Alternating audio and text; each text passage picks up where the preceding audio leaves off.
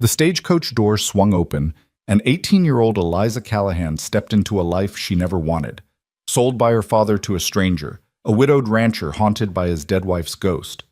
She was meant to be nothing more than a caretaker, a replacement for 3 motherless children. But when Elias McKenna's steel-gray eyes met hers across that dusty yard, something shifted in the Colorado wind. This wasn't just an arrangement anymore. This was destiny wearing the disguise of desperation. If you're watching this story unfold, stay with me until the very end, and comment below with your city so I can see how far this tale of heartbreak and healing has traveled across the world. The parlor smelled of pipe tobacco and broken promises. Eliza Callahan sat rigid in the horsehair chair, her hands folded so tightly in her lap that her knuckles had gone white. Across from her, her father paced before the fireplace, his boots striking the worn floorboards with the rhythm of a judge delivering a sentence. Outside, the October rain hammered against the windows of their Boston townhouse, but inside, the silence between his words was deafening. "The matter is settled," Charles Callahan announced, not looking at his daughter. "You'll leave for Colorado Territory in 2 weeks." "Father, please." Eliza's voice cracked, barely more than a whisper. "Enough." He spun to face her, his expression carved from granite. "You'll marry Elias McKenna. He's a respected rancher, a widower with 3 children who need a mother. He's offered a generous sum and guaranteed your security. It's more than a girl of your station could hope for." Eliza felt the walls closing in. 18 years old, and her life was being bartered like livestock at market. "But I don't know him. I don't know anything about him except what you've told me. What more do you need to know?" Her father's voice rose, frustration bleeding through his measured composure. "Your mother's medical bills have buried us in debt. The creditors are circling. This arrangement saves us all, Eliza. It saves you." The unspoken words hung in the air between them. Your mother's illness. Your fault we're here. It wasn't fair. None of it was fair. But Eliza had learned long ago that fairness was a luxury reserved for those with power, and she had none. She was a commodity, a solution to a problem, a warm body to fill a cold house thousands of miles away. "When?" she asked, her voice hollow. "The 15th. Your train leaves at dawn." 13 days. She had 13 days before her life as she knew it ended. That night, Eliza stood at her bedroom window and watched the rain turn to sleet. Somewhere out west, beyond the frontier settlements and past the edge of civilization, a man she'd never met was preparing to take her as his wife. Elias McKenna. Even his name felt foreign on her tongue, hard consonants and frontier roughness, nothing like the soft, cultured names of Boston society. She tried to imagine him. Widowed, her father had said. 3 children. A ranch in the Colorado Territory. In the letters that had been exchanged, negotiations really, conducted through her father without her knowledge until everything was decided, McKenna had included only the barest facts. Age 32. Wife deceased 18 months prior. Ranch of 800 acres. Children aged 8, 5, and 2. No photograph. No words of courtship. No pretense that this was anything other than what it was. A transaction.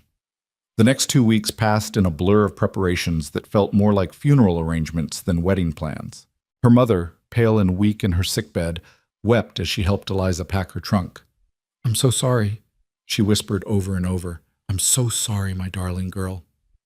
"It's not your fault, Mama," Eliza replied, though part of her, the angry, frightened part she tried to suppress, wondered if that was true, if her mother hadn't fallen ill, if the medical bills hadn't mounted. If. Her few friends came to say goodbye, their eyes full of pity.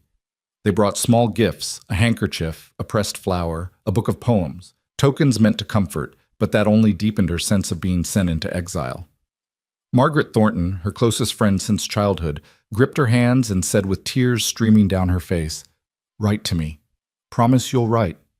"I promise," Eliza said, though she wondered what she would write about. "Dear Margaret, today I scrubbed floors for a man who regards me as little more than an unpaid servant. Today I mothered children who resent me for not being their real mother. Today I lay awake in a stranger's house, wondering how my life came to this." The morning of her departure arrived with cruel swiftness. The sky was still dark when her father shook her awake. She dressed in her traveling clothes, a sensible wool dress in deep blue, a practical choice that her mother had insisted upon, and came downstairs to find her trunk already loaded onto the waiting carriage. Her mother couldn't rise from bed to see her off. Eliza spent their final moments together in that dim bedroom, holding her mother's thin hand and trying to memorize every detail of her face.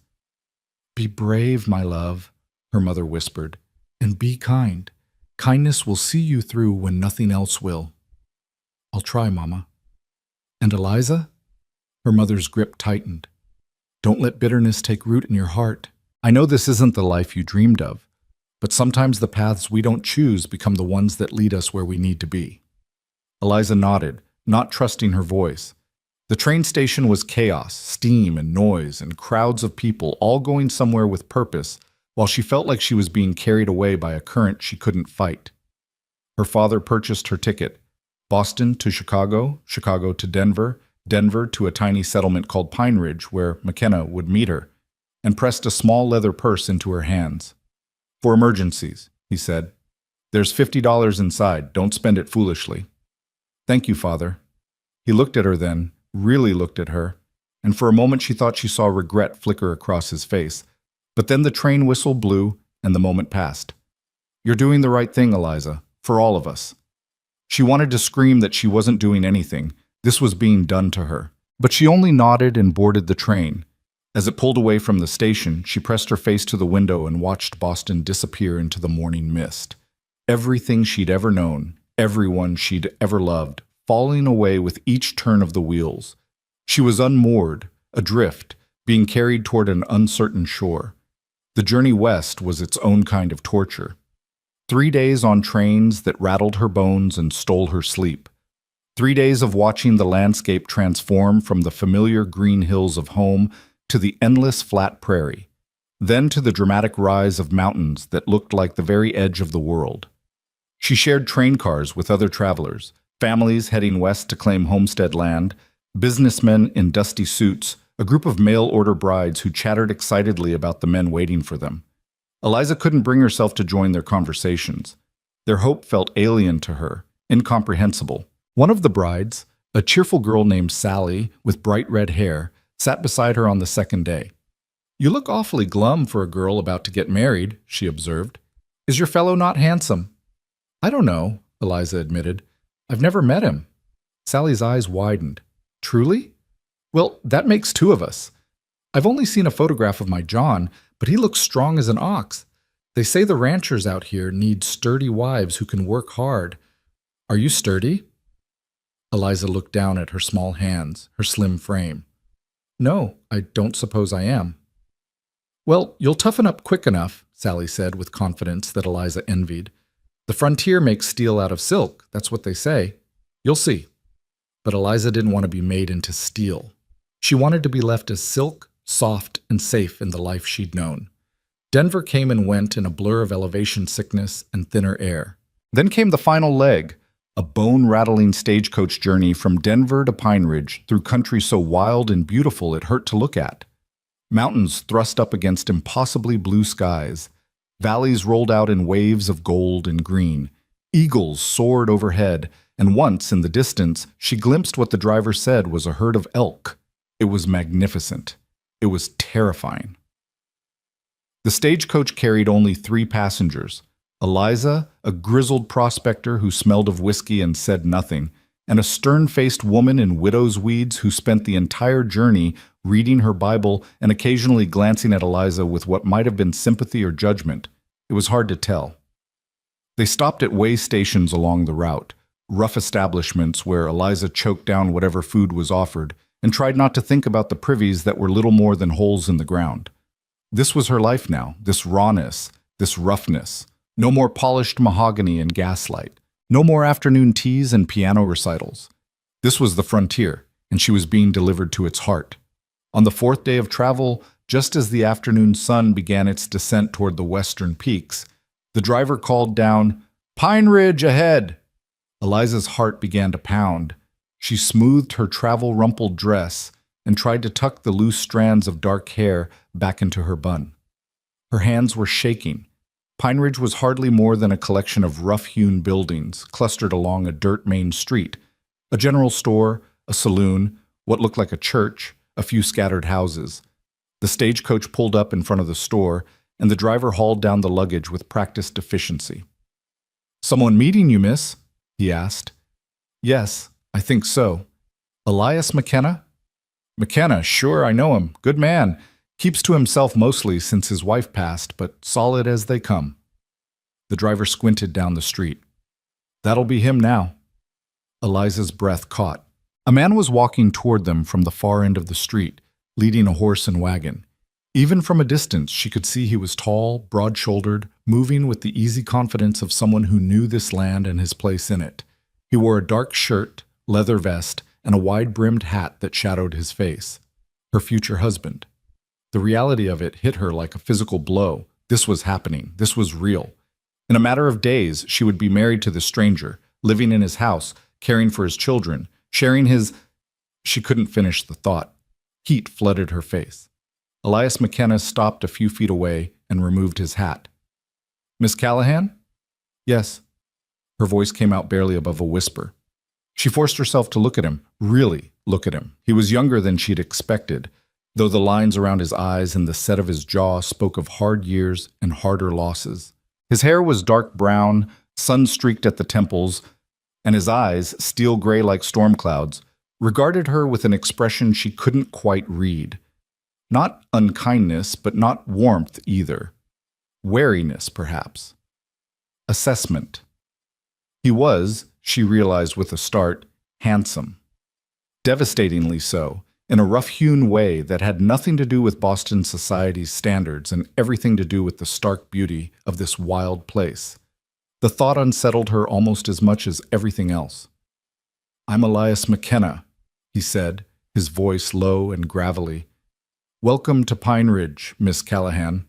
I hope your journey wasn't too difficult." "It was long," she managed. "I imagine so." He moved to collect her trunk, lifting it as though it weighed nothing. "The ranch is about an hour's ride from here. The children are eager to meet you." The children, his children, who would be her responsibility now. She'd been so focused on the marriage itself that she'd almost forgotten about them. 3 of them, Jacob, Claire, and baby Anna. She knew their names, but nothing else. "I'm eager to meet them as well," she said, though eager was far from the right word. Terrified. Overwhelmed. Completely unprepared. Elias secured her trunk in the back of the wagon and then offered his hand to help her up to the seat. His palm was calloused, rough against her soft skin, and the touch sent an unexpected jolt through her. She settled onto the wooden bench, trying to arrange her skirts, while maintaining some semblance of dignity. He climbed up beside her, and she was suddenly, acutely aware of how close they were. His shoulder was inches from hers. She could smell him, leather and sage and something else, something clean and masculine that made her feel strange and off balance. "We'll stop at the general store first," he said, not looking at her as he gathered the reins. "Mrs. Patterson wanted to meet you, and I need to pick up some supplies." "Of course." The general store was dim and crowded, every surface covered with goods, bolts of fabric, farming implements, canned goods, barrels of flour and sugar. A plump woman with gray hair and kind eyes bustled out from behind the counter the moment they entered. "Elias, and this must be Miss Callahan." She seized Eliza's hands before she could respond. "Oh, my dear, welcome. Welcome to our little town. We're so pleased you've come. Those poor children have needed a mother, and Elias here has been running himself ragged trying to manage everything alone." "Martha," Elias said quietly, a note of warning in his voice. "Oh, hush. I'm just welcoming the girl." Mrs. Patterson beamed at Eliza. "If you need anything, dear, advice, supplies, just a friendly ear, you come right to me. We women have to look after each other out here." "Thank you," Eliza said, genuinely touched by the warmth. "That's very kind." They spent another few minutes in the store while Elias collected his supplies, and Mrs. Patterson peppered Eliza with questions about her journey, her family, her experience with children. Eliza answered as best she could, aware of Elias standing nearby, listening to every word. Finally, they were back in the wagon, heading out of town along a rutted dirt road that wound between golden hills. The late afternoon sun painted everything in amber light, And despite her anxiety, Eliza couldn't help but be moved by the beauty of it all. The sky was so vast here, so open. It made her feel both impossibly small and somehow more real than she'd ever felt in Boston's narrow streets. "It's beautiful," she said softly. Elias glanced at her, surprised. "You think so?" "Yes, very much." Something in his expression softened slightly. "It is. Harsh sometimes, especially in winter, but beautiful. My wife—" He stopped abruptly, his jaw tightening. "It's beautiful. My wife." The ghost had been invoked, suddenly present in the space between them. Eliza looked down at her hands. "I'm sorry for your loss," she said quietly. "I can't imagine how difficult it must have been." "Thank you." His voice was stiff, formal. Then, after a long pause, "Miss Callahan, I want to be clear about the nature of this arrangement."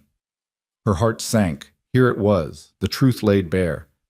"I need someone to care for my children," he continued, his eyes fixed on the road ahead. "They need stability, a woman's influence, someone who can give them the attention and care I can't provide while running the ranch. That's what this marriage is about, the children's welfare." "I understand," she said, though understanding didn't make it hurt less. "I can't offer you romance or courtship. I had that once, and His hands tightened on the reins. "I'm not looking for it again. But I can offer you respect, security, and a home. I'll treat you fairly, Miss Callahan. You have my word on that." "And what do you expect from me, Mr. McKenna?" She was surprised by the steadiness in her own voice. "Care for the children, help manage the household, be a mother to Jacob, Clara, and Anna." He paused. "And eventually, when you're ready, be a wife in truth. I'd like more children, if God wills it." Heat flooded her face again. So there it was. Not immediately, he was saying, but eventually, he would expect she would be required. "I see," she whispered. "But there's no rush," he added quickly, perhaps sensing her panic. "We'll take time to adjust. I'm not a brute, Miss Callahan." "I didn't think you were." They rode in silence for a while, the only sounds the creak of the wagon and the clip-clop of the horses' hooves. Eliza tried to imagine what lay ahead. This house full of children and memories of a dead woman. This man beside her who spoke of duty and nothing else. This life she'd been thrust into without choice or preparation. "Tell me about the children," she said finally, needing to fill the silence with something other than her own spiraling thoughts. Elias's expression warmed noticeably. "Jacob is 8. He's a good boy, responsible, helps with the ranch work when he can. Smart too. Loves books when he can get his hands on them. Clara is 5. He paused, choosing his words carefully. "She's having the hardest time. She was very close to her mother. And then there's Anna. She just turned 2. She doesn't remember her mother at all, which is perhaps a mercy." A mercy, Eliza thought, or a tragedy. To never know the woman who gave you life. "They know I'm coming." "Yes, I told them about you." Jacob seemed pleased. "Anna's too young to understand. Clara—" He trailed off. "Clara isn't happy about it," Eliza finished. "She's protective of her mother's memory. It's natural." He glanced at her. "Don't expect her to warm to you immediately. It'll take time." "I won't try to replace their mother," Eliza said firmly. "I couldn't, even if I wanted to. I'll just try to be, something good for them, something helpful." For the first time, she saw something like approval in his eyes. "That's all I'm asking." The ranch came into view as they crested a hill, and Eliza's breath caught. It was larger than she'd imagined, a sprawling 2-story house with a wide front porch surrounded by outbuildings and corrals.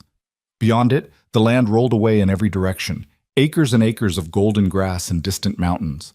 It was isolated, certainly, but there was a stark beauty to it that called to something deep in her chest. "Home," Elias said simply. As they drew closer, Eliza could see figures on the porch. A tall boy, Jacob, surely, standing straight and watchful. A smaller figure pressed against the railing, Clara. And in the doorway, an older woman holding a toddler in her arms. "That's Mrs. Henley," Elias explained. "She's been helping with the children for the past year. She'll stay another week to help you settle in. Then she'll return to her daughter's place in Pine Ridge. The wagon rolled to a stop in front of the house, and suddenly Eliza couldn't move. This was it. The moment everything became real. She was about to meet the children who would be her responsibility, enter the house where another woman had lived and died, begin a life she never wanted and didn't know how to navigate. Miss Callahan? Elias had already climbed down and was offering his hand. Are you all right? No, she wasn't all right. She was terrified and overwhelmed and so far from everything familiar that she might as well have traveled to the moon. But she took his hand anyway and let him help her down. Her legs were shaky from the long ride, and for a moment she swayed, steadied by his hand on her elbow. I've got you, he said quietly. Did he? Did anyone? Mrs. Henley came down the porch steps, baby Anna balanced on her hip. She was a sturdy woman in her 60s with shrewd eyes and a no-nonsense air about her. So you're the new Mrs. McKenna, she said, looking Eliza up and down. You're younger than I expected. I'm 18, ma'am. 18. Mrs. Henley shook her head. Well, you'll age quick enough out here. This ain't Boston, girl, but you look like you've got some spine in you. You'll need it. She thrust the baby toward Eliza. This is Anna. She's teething something fierce and hasn't napped worth a damn today, begging your pardon for the language. Eliza took the child awkwardly, unprepared for the solid weight of her. Anna regarded her with solemn brown eyes, her father's eyes, and then, without warning, began to wail. She's fussy with strangers, Mrs. Henley said over the noise. Give her time. Eliza bounced the screaming child ineffectively, panic rising in her chest. She had no idea what to do. She'd never held a baby in her life, never been around young children. What had she been thinking? How was she supposed to— Here! Elias took Anna from her gently and settled the child against his shoulder. Anna's cries subsided to whimpers almost immediately. It's all right, sweet girl. It's all right. The tenderness in his voice, the practiced ease of his movements, made Eliza's chest ache with something she couldn't name. He was a good father. Whatever else he might be, he loved his children. Jacob, Clara, Elias called toward the porch. Come meet Miss Callahan. Jacob descended the steps with the cautious dignity of a boy trying to be a man. He was tall for 8, with his father's dark hair and serious expression. He stopped in front of Eliza and executed a small formal bow. Pleased to meet you, Miss Callahan. Pa says you're going to take care of us now. I'm going to try, Eliza said, smiling at him. Your father tells me you like books. So do I. A spark of interest lit his eyes. Do you? What kinds of books? All kinds. Poetry, novels, histories. Can you read Robinson Crusoe? I've been trying, but some of the words are too hard. I'd be happy to read it with you. Jacob, go help unload Miss Callahan's trunk, Elias instructed. The boy nodded and moved toward the wagon, leaving Eliza facing the small figure still pressed against the porch railing. Clara McKenna was tiny for 5, with honey blonde hair and braids and eyes that were a striking shade of blue, eyes that regarded Eliza with open hostility. She wore a simple calico dress and clutched a rag doll to her chest like a shield. Hello, Clara, Eliza said gently, moving closer. I'm very happy to meet you. Your father has told me so much about you. Clara's chin lifted. You're not my mama. The words delivered in a clear, defiant voice landed like blows. No, Eliza agreed softly. I'm not. No one could ever be your mama but her. I'm not here to take her place, Clara. I'm just here to help. We don't need help. We were fine without you. Clara, Elias said sharply, that's enough. Apologize to Miss Callahan. No. Tears suddenly flooded Clara's eyes, but her expression remained fierce. I won't. I won't. She whirled and ran into the house, the screen door slamming behind her. Silence fell over the yard. Eliza felt her face burning with embarrassment and hurt. She'd known this wouldn't be easy, but the raw rejection still stung. I'm sorry, Elias said quietly, Anna still against his shoulder. She's struggling. It's all right, Eliza said, though it wasn't. Nothing about this was all right. She has every right to her feelings. Mrs. Henley snorted. Feelings or not, she can't be rude. I'll speak to her. No, Eliza said quickly. Please don't. She's grieving. Let her be. The older woman studied her with new respect. Maybe you do have spine after all. She gestured toward the house. Come on then, I'll show you around before I get supper started. Elias, you and Jacob see to the horses and Miss Callahan's trunk. Eliza followed Mrs. Henley into the house, her heart pounding. This was her home now. These rooms where another woman had lived, laughed, died. These walls that held memories she could never share. The interior was surprisingly well appointed, not rough frontier housing, but a real home with polished wood floors, furniture that had clearly been chosen with care, framed photographs on the walls. The parlor held a piano, its surface dusty from disuse. The kitchen was large and well stocked, with a massive black stove and a sturdy table that could seat 8. Second floor is bedrooms, Mrs. Henley explained, leading the way up the stairs. Elias's room is at the end of the hall. That's where you'll sleep once you're properly wed. For now, I've put you in the spare room across from the children. Jacob has his own room, and Clara and Anna share. My room is downstairs off the kitchen, but I'll be leaving next week. Next week. 1 week to learn everything she needed to know about running this household, caring for these children, being a wife to a man she didn't know. Mrs. Henley pushed open a door to reveal a small but pleasant room with a brass bed, a washstand, and a window that looked out over the corrals. Eliza's trunk sat at the foot of the bed, already delivered by Jacob and Elias. It's not much, but it's clean, Mrs. Henley said. You'll want to freshen up before supper. Water in the pitcher is cold, but there's a hot kettle downstairs if you need it. Supper's in an hour. She left Eliza alone, and for the first time all day, Eliza let herself sink onto the bed and simply breathe. Her hands were shaking again. Everything was shaking. Her body, her composure, the foundations of who she thought she was. She was here. She was actually here, in this strange house, about to become the wife of a man who wanted nothing from her but service and eventually children. About to become mother to 3 children who didn't want her, or at least one who very much didn't. A soft knock interrupted her spiraling thoughts. Miss Callahan? It was Jacob's voice, tentative through the door. Yes? Come in. The boy entered, holding a book carefully in both hands. I thought maybe, if you weren't too tired, we could read some of Robinson Crusoe, just a little bit. Looking at his hopeful face, Eliza felt something in her chest ease slightly. Here, at least, was one person who wanted her here. One small connection in a house full of strangers and grief. I'd like that very much, she said, patting the bed beside her. Come sit. They read together for half an hour, Jacob sounding out the difficult words while Eliza helped him through the harder passages. He was bright, as Elias had said, and hungry for learning. He asked her questions about the story, about England, about what it must be like to be shipwrecked on an island. Do you think you'd survive? He asked. If you were shipwrecked? I don't know, Eliza said honestly. I suppose you don't know what you're capable of until you're tested.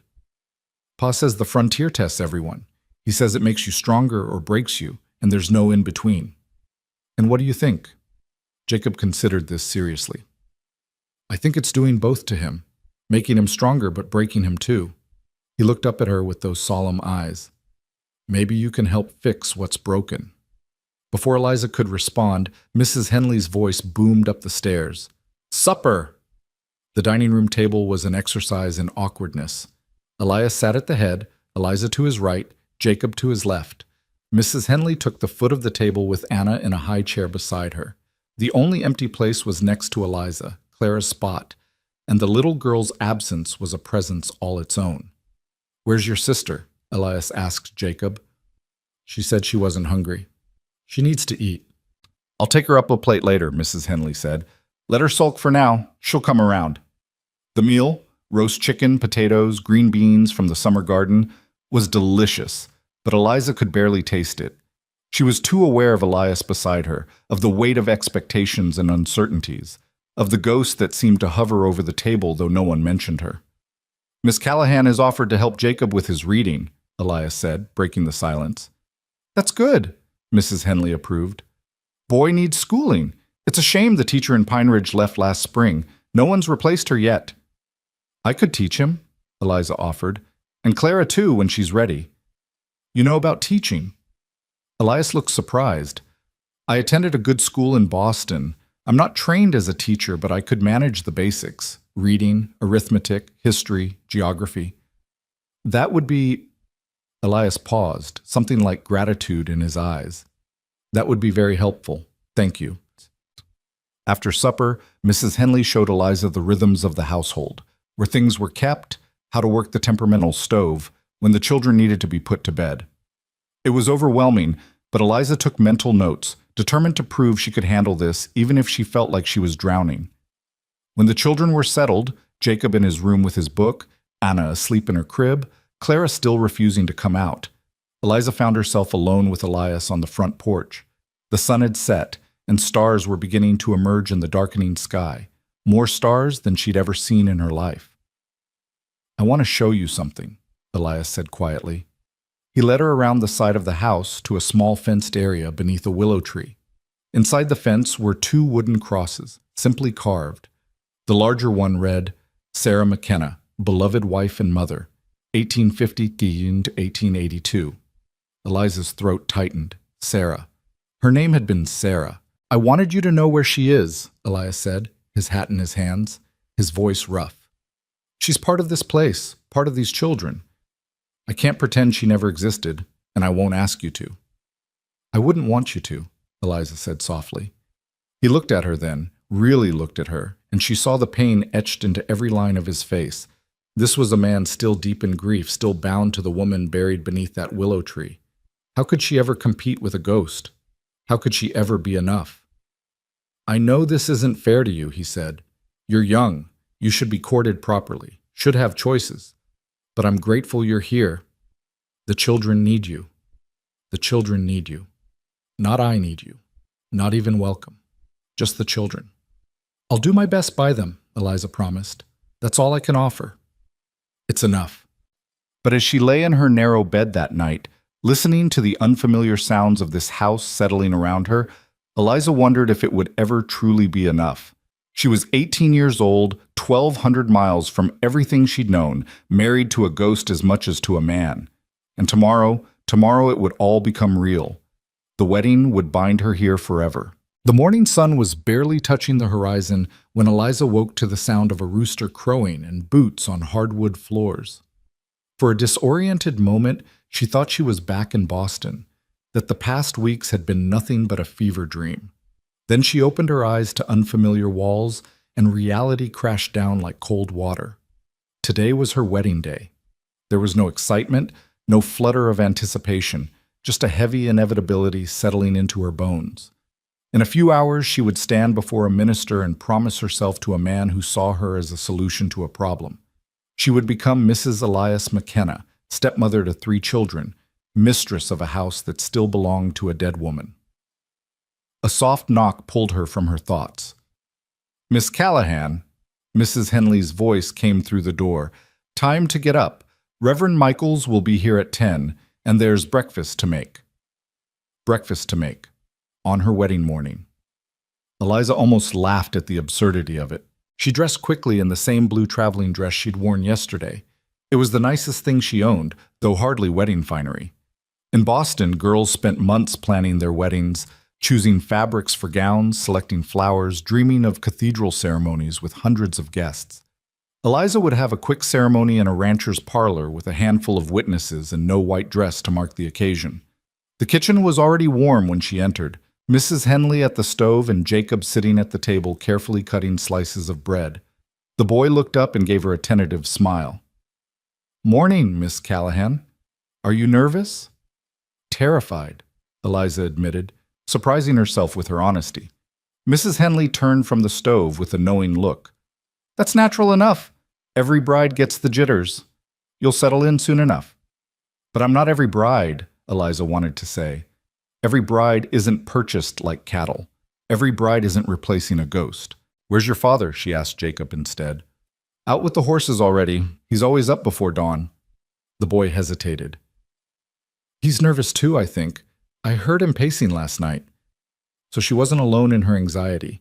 That was something, at least. Anna was already in her high chair, smearing porridge across her face with apparent delight. When she saw Eliza, the toddler's face crumpled and she reached for Mrs. Henley with a wail. She'll warm to you, Mrs. Henley said, scooping the child up. Just give her time. Time. Everyone kept saying that, as if time would magically make this situation less impossible. Clara didn't appear for breakfast. When Eliza asked, Mrs. Henley just shook her head. Still in her room. Stubborn as her mother was, that one. The words hung in the air. Her mother, Sarah, the woman whose shadow filled every corner of this house. What was she like? Eliza asked quietly. Mrs. McKenna. Sarah. Mrs. Henley considered this question while she cleaned Anna's face. Beautiful. Not just pretty, but truly beautiful, inside and out. She had a way of making everyone feel special, could walk into a room and light it up just by smiling. She paused. She and Elias were love matches, rare out here. They met at a church social in Denver, and he courted her proper, moved heaven and earth to build this house for her before the wedding. She wasn't cut out for frontier life, came from a good family, had education and refinement, but she never complained, just loved her family and made the best of it. Each word was a knife. Beautiful, refined, beloved. A love match. How could Eliza ever measure up to that? How could she ever be anything but a pale imitation, a necessary substitute that would never be enough? She died giving birth to Anna, Mrs. Henley continued, her voice softer now. Bled out before we could even get the doctor from Pine Ridge. Elias held her while she went. I've never seen a man so broken. He wouldn't speak for 3 days after, just sat by her grave from sunrise to sunset. That's horrible, Eliza whispered. It's the frontier. Women die in childbirth all the time out here, but knowing that doesn't make it easier. Mrs. Henley met Eliza's eyes. I'm telling you this not to scare you, but so you understand what you're walking into. That man out there is still grieving. Those children are still grieving. They need you, Miss Callahan, but they're not ready to admit it yet. Before Eliza could respond, the back door opened and Elias entered, hat in hand, his shirt damp with sweat from morning work. He stopped when he saw her, and something flickered across his face. Surprise, perhaps, or uncertainty. Miss Callahan, I didn't know you were up. I'm an early riser, she lied. In truth, she'd rarely seen dawn in Boston, but that life was gone now. He nodded, awkward in a way he hadn't been yesterday. Reverend Michaels will be here soon. I need to clean up. Of course. He disappeared upstairs and Eliza felt the weight of what was coming pressed down harder. In just hours, they would be bound together, for better or worse, till death do us part. Mrs. Henley put a plate of eggs and bacon in front of her. Eat, you'll need your strength.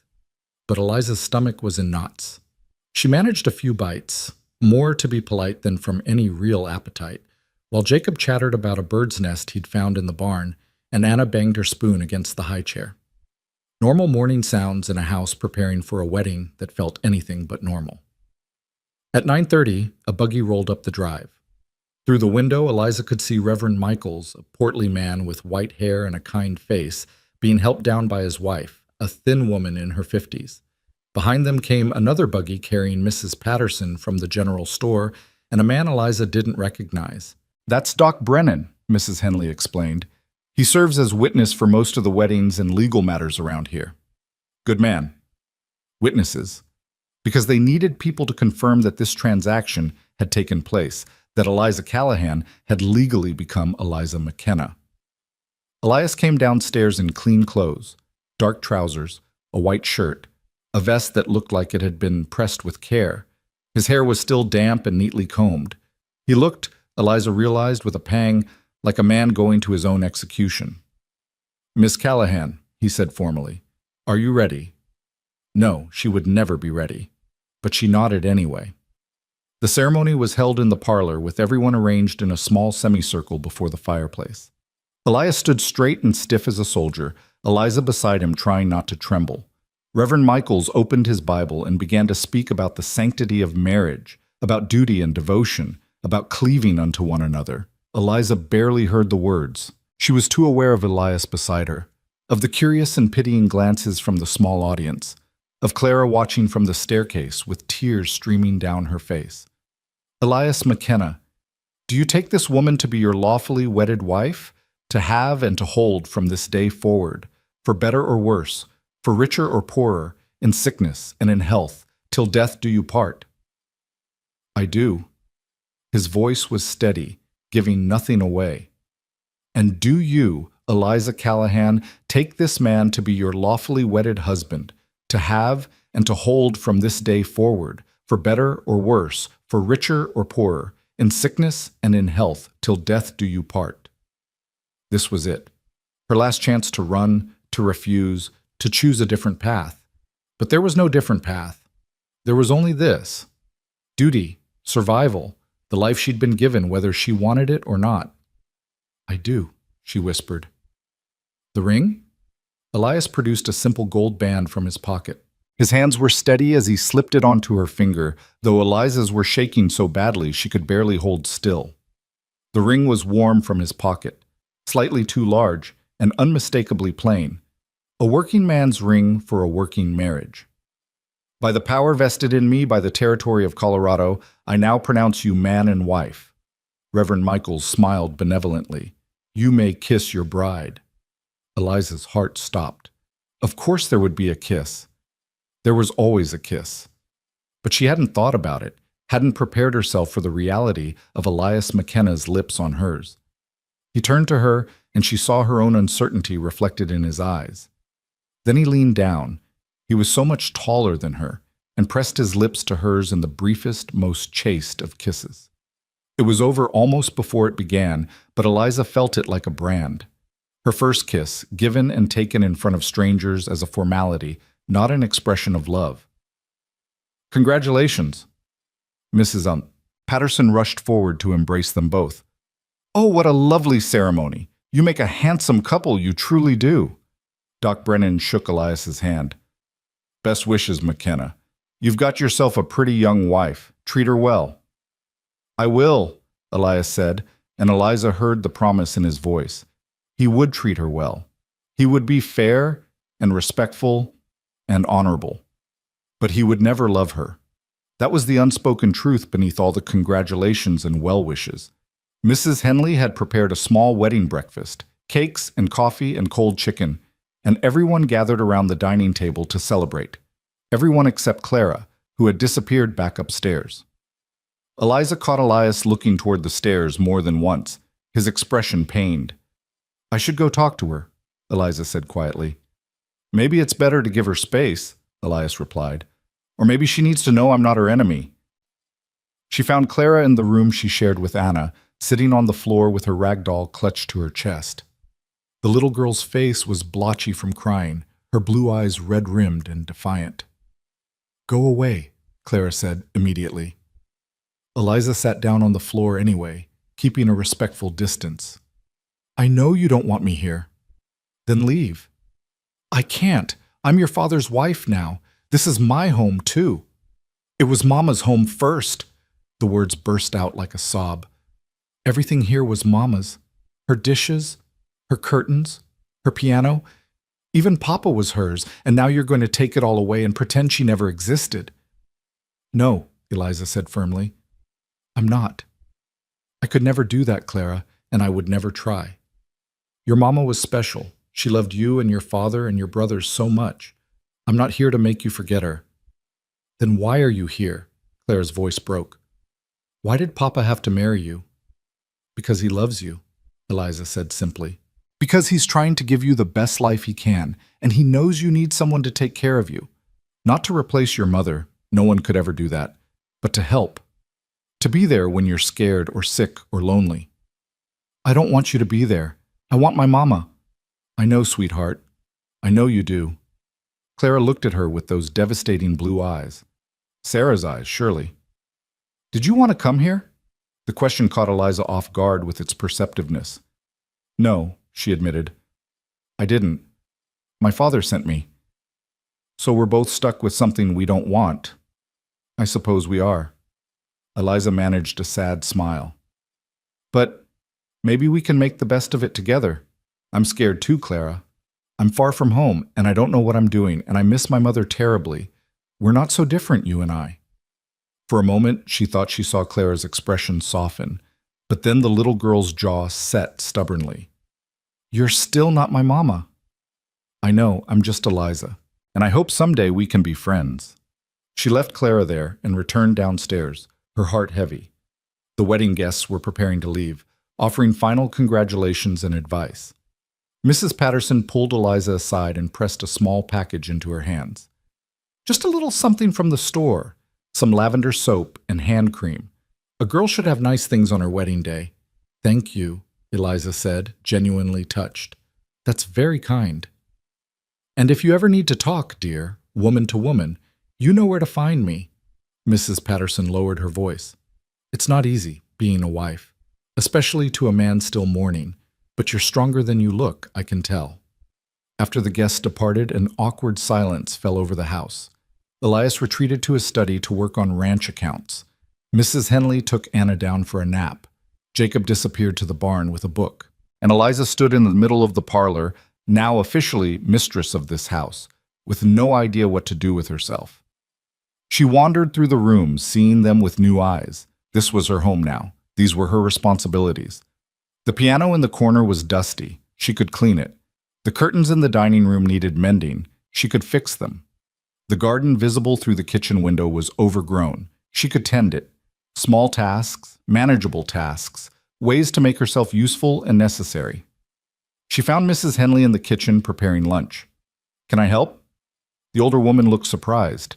It's your wedding day. You should be resting. I'd rather be useful. Mrs. Henley studied her for a long moment, then nodded. All right then. You can start by learning how to make Elias's favorite stew.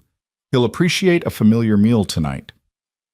They worked side by side, Mrs. Henley explaining the rhythms of the household as they chopped vegetables and browned meat. The children needed breakfast at 7, lunch at noon, supper at 6. The stove needed to be stoked 3 times a day. Water had to be hauled from the pump behind the house. Laundry was done on Mondays, ironing on Tuesdays. The chickens needed feeding every morning, eggs collected every afternoon. It was overwhelming, but Eliza absorbed it all, determined to prove she could manage. She'd been raised to be a gentleman's wife in Boston, to pour tea and play piano and make polite conversation at dinner parties. Now she needed to become something else entirely, a frontier woman, capable and strong. That night at supper, Eliza served the stew she'd helped prepare. Elias took his first bite and paused, his expression unreadable. It's good, he said finally. Thank you. Such simple words, but they felt like victory. After the meal, after the children were in bed, Eliza found herself alone with Elias in the parlor. He sat in an armchair by the fire, and she perched on the settee, both of them acutely aware that they were now husband and wife, that this was their wedding night, that expectations loomed unspoken in the space between them. I want you to know, Elias said, breaking the painful silence, that I meant what I said yesterday. There's no rush. We can take time to adjust before we're husband and wife in all ways. Relief and something else. Disappointment, hurt, ward in Eliza's chest. Thank you. That's considerate. I've moved some of your things into my room, he continued, not meeting her eyes, for appearances in front of the children and Mrs. Henley. But you can sleep there alone tonight. I'll stay in the spare room. Where will you sleep after Mrs. Henley leaves? We'll figure it out. He stood abruptly. I should check on the horses before bed. Good night, Mrs. McKenna. Mrs. McKenna. She was Mrs. McKenna now. She climbed the stairs to the room that was now supposed to be hers, theirs. It was larger than the spare room, with a 4-poster bed covered in a beautiful quilt, a wardrobe, a dressing table with a mirror. And everywhere, traces of Sarah. A hairbrush on the dressing table, bottles of perfume, a shawl draped over a chair. Eliza felt like an intruder. This was Sarah's room, Sarah's space. How could she possibly sleep here, surrounded by another woman's belongings? She changed into her nightgown and climbed into the big bed, feeling small and lost in its expanse. Outside, she could hear the wind picking up, whistling around the corners of the house. In the distance, a coyote howled. This was her wedding night, and she'd never felt more alone. The next morning, Mrs. Henley began teaching Eliza the more complex aspects of running the household: how to manage the temperamental stove, how to churn butter, how to preserve vegetables for winter. Eliza's hands, soft from her Boston life, quickly blistered and ached, but she pushed through the pain, determined to master these skills. Clara continued to avoid her, but Jacob became a constant companion. He followed her from room to room, asking questions, offering to help, clearly starved for attention and conversation. In him, Eliza found her first real ally. "What was Boston like?" he asked one afternoon as they hung laundry together. "Crowded," Eliza said, pinning one of his shirts to the line. "So many people and buildings that you can barely see the sky. Nothing like here." "Do you miss it?" "Sometimes. I miss my mother and my friend Margaret. But—" She paused, surprised by her own words. "I'm starting to see the beauty here too. The sky is so big, and the mountains are magnificent. Pa says the mountains are God's cathedral. He used to take Mama up into the hills to see the wildflowers every spring." Jacob's face fell. He hasn't gone since she died. Another piece of the puzzle. Another glimpse into the life that had been and the grief that remained. That evening, Eliza noticed Elias standing at the parlor window, staring out at Sarah's grave beneath the willow tree. She'd seen him do this several times now, just standing there, lost in memory, his expression haunted. She wanted to go to him, to offer comfort, but she didn't know how. They were married but strangers, bound by law but separated by grief and circumstance. Later, as she helped Clara and Anna prepare for bed, Clara still resistant but slightly less hostile, she heard raised voices from downstairs. Moving to the top of the stairs, she could make out Elias and Mrs. Henley in the kitchen. "You're going to have to let her in eventually," Mrs. Henley was saying. "That girl is trying her best, and you're treating her like hired help." "I treat her with respect," Elias replied, his voice tight. "Respect isn't enough. She's your wife, Elias. She deserves more than cold courtesy." "What do you want from me, Martha? I married her. I'm providing for her. What more should I do?" "You could try seeing her as a person, not just a solution to a problem. She's 18 years old, for God's sake, scared and alone and trying to find her place in a house full of ghosts. Show her some kindness." Silence. Then, "I'm trying." "Try harder." Eliza crept back to her room, to Sarah's room, her cheeks burning. So even Mrs. Henley saw the distance between them, the coldness of this arrangement.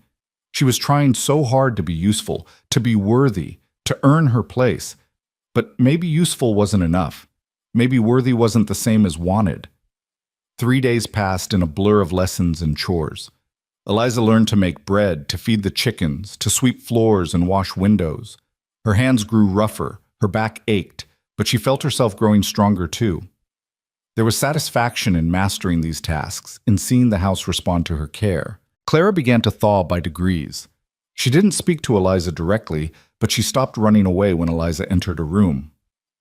Once, Eliza caught the little girl watching her from the stairs as she played piano, tentatively, self-consciously, testing whether she was allowed to touch Sarah's instrument.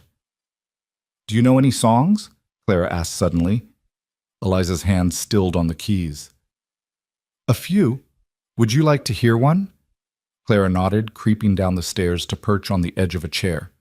Eliza played a simple lullaby her mother used to sing, and as the notes filled the room, she saw Clara's expression soften. When the song ended, the little girl said quietly, "Mama used to play that one." "Did she? She had good taste. Will you play it again?" "As many times as you want." It was the first real conversation they'd had, and Eliza's heart lifted with hope. Maybe, just maybe, she could find her way into this child's heart. On the 4th day, Mrs. Henley announced it was time for her to return to her daughter's home in Pine Ridge. "You're ready," she told Eliza that morning. "You know what needs doing, and you're not afraid of hard work. You'll manage just fine." But as the older woman climbed into Elias's wagon for the ride to town, Eliza felt panic rise in her throat. She wasn't ready. She barely knew what she was doing. How could she possibly manage 3 children and a household on her own? "You'll do well," Mrs. Henley said, as if reading her thoughts. "Trust yourself. And be patient with Elias. He's a good man under all that grief. Give him time. Time. Always time." The house felt different with Mrs. Henley gone.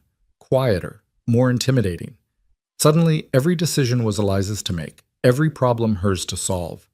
When Anna woke from her nap crying and feverish, Eliza had to figure out how to bring down the fever. When Jacob tore his trousers, she had to mend them. When Clara refused to eat her vegetables, she had to find a way to coax her. By the end of that first day alone, Eliza was exhausted in ways she'd never experienced. Every muscle ached, her head pounded, and she wanted nothing more than to collapse into bed and sleep for a week. But there was still supper to make, children to bathe, a kitchen to clean. She was stirring a pot of soup when Elias came in from the barn. He stopped in the doorway, taking in the scene. Anna in her high chair covered in mashed carrots, Clara and Jacob at the table playing with wooden blocks, Eliza at the stove with flour in her hair and exhaustion written across her face. "How was your first day?" he asked. "Harder than I expected," she admitted, "but we survived." Something shifted in his expression. "You look tired." "I am tired. Why don't you sit down? I can finish supper." She stared at him in surprise. "You can cook?" "I've been doing it for over a year, Mrs. McKenna." Had to learn quick when Sarah... He trailed off, jaw tightening. "Sit, please." Too exhausted to argue, Eliza sank into a chair and watched as Elias moved around the kitchen with practiced efficiency. He finished the soup, sliced bread, poured milk for the children. His movements were sure and capable, so different from the stiff formality he usually showed her. "Papa's a good cook," Jacob said proudly. "He makes the best flapjacks." "Maybe he can teach me," Eliza said. Elias glanced at her. "Maybe." That night, after the children were in bed, they sat together in the parlor again. The silence was less awkward than before, filled instead with a tentative understanding. "Thank you," Eliza said, "for helping with supper. You looked like you needed it." He paused. "Mrs. Henley was right. I haven't been. I should be more helpful. This is new for you." "Everything is new for me," Eliza said softly. "But I'm trying." "I can see that." His eyes met hers, and for the first time she saw something other than grief and distance there. "You're doing well with the children. Better than I expected." It wasn't much, but it was something. A small recognition of her efforts, a crack in the wall he'd built around himself. "Clara played piano with me today," Eliza ventured. "Just for a few minutes, but it felt like progress." Elias's expression tightened. "Sarah used to play with her. She was teaching her before—" He stood abruptly. "I should check on the horses." And just like that, the ghost was back, standing between them like an insurmountable barrier. As October deepened into November, a rhythm began to establish itself. Eliza woke at dawn to start breakfast, got the children dressed and fed, spent mornings on housework and afternoons teaching Jacob his letters and numbers. Clara began joining their lessons, grudgingly at first, then with increasing interest. Anna grew accustomed to Eliza's presence, eventually allowing herself to be held without tears. The work was relentless, harder than anything Eliza had ever done in Boston. Her hands, once soft and pale, became rough and chapped. Her dresses grew loose as she lost weight from the constant activity, but she also felt herself changing in ways that had nothing to do with the physical. She was becoming capable, confident, stronger than she'd known she could be. Elias remained distant but not unkind. He helped with the children more than she'd expected, taking over their baths in the evenings, reading to them before bed. He fixed things around the house without being asked: a loose floorboard, a stuck window, the squeaky hinge on the pantry door. He left coffee warming on the stove for her each morning before he went out to the barn. Small gestures, but they meant something. One evening, Eliza was folding laundry when she came across a woman's dress in the basket, beautiful but worn, with delicate embroidery on the collar. Sarah's dress, she realized. Someone had packed it with the children's clothes. She held it up, studying the careful stitching, imagining Sarah wearing it, laughing in it, living in it. They were similar in size, she and Sarah. The dress would probably fit her. That was her favorite. Eliza spun to find Elias in the doorway, his expression unreadable. "I'm sorry," she said quickly. "I didn't mean to—" "It's all right." He stepped into the room, his eyes on the dress. She wore it to church every Sunday, said it made her feel pretty. His voice roughened. Everything made her feel pretty. She had a way of finding joy in the smallest things. Unlike me, Eliza thought. Unlike this arrangement that has no joy in it. "What should I do with it?" she asked quietly. Keep it. Alter it if you need to, or give it away. He swallowed hard. I can't keep holding on to everything. She's gone, and keeping her clothes won't bring her back. It was the most vulnerable she'd ever seen him, and something in Eliza's chest cracked open. I know I'm not her, she said softly. I know I never will be. But I'm here, Elias, and I'm trying to build something good for your children, for this family. I can't compete with her memory, but maybe I don't have to. Maybe there's room for both of us in this house. He looked at her then, really looked at her, and she saw surprise in his eyes. You're nothing like her, he said finally. The words stung, even though she'd just said them herself. But then he continued. She was sunshine and laughter, never met a stranger. You're quieter, more careful. But you're strong in ways she never had to be, and you're kind to my children even when they make it hard. That's worth something, Mrs. McKenna. That's worth a lot. It wasn't love, it wasn't even affection, but it was recognition, and for now, that was enough. The first snow came in mid-November, transforming the ranch into a winter wonderland overnight. Eliza woke to white covering everything, the world gone quiet and clean. The children were beside themselves with excitement, begging to go outside and play. After chores and lessons, Eliza said firmly, already learning the delicate balance between discipline and joy. But watching them later, bundled in coats and mittens, shrieking with laughter as they threw snowballs and built a lopsided snowman, Eliza felt something warm unfurl in her chest. This was what she'd come here for, wasn't it? To give these children stability, care, happiness. To make a home. Clara ran up to her, cheeks flushed with cold, and grabbed her hand. Come help us, Eliza, please. Eliza, not Miss Callahan, not a reluctant acknowledgement, just her name, said with something close to affection. All right, Eliza laughed, letting herself be pulled into the snow. They played until their fingers were numb and their noses red, until Jacob's lips were turning blue and Anna was crying from cold. As they trooped back inside, tracking snow and chaos into the mudroom, Eliza caught sight of Elias watching from the barn door. The expression on his face was complicated, grief and longing and something else she couldn't quite name.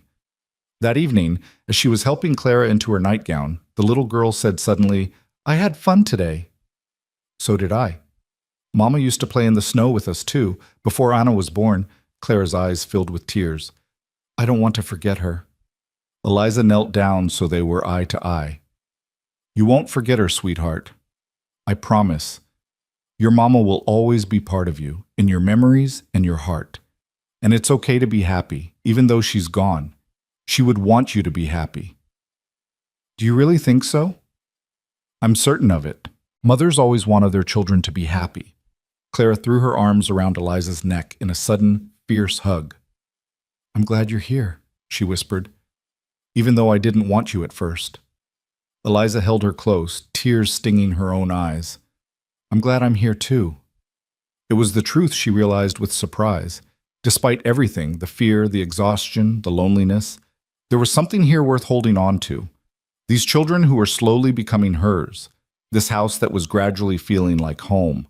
This life that was harder than anything she'd imagined, but also more real.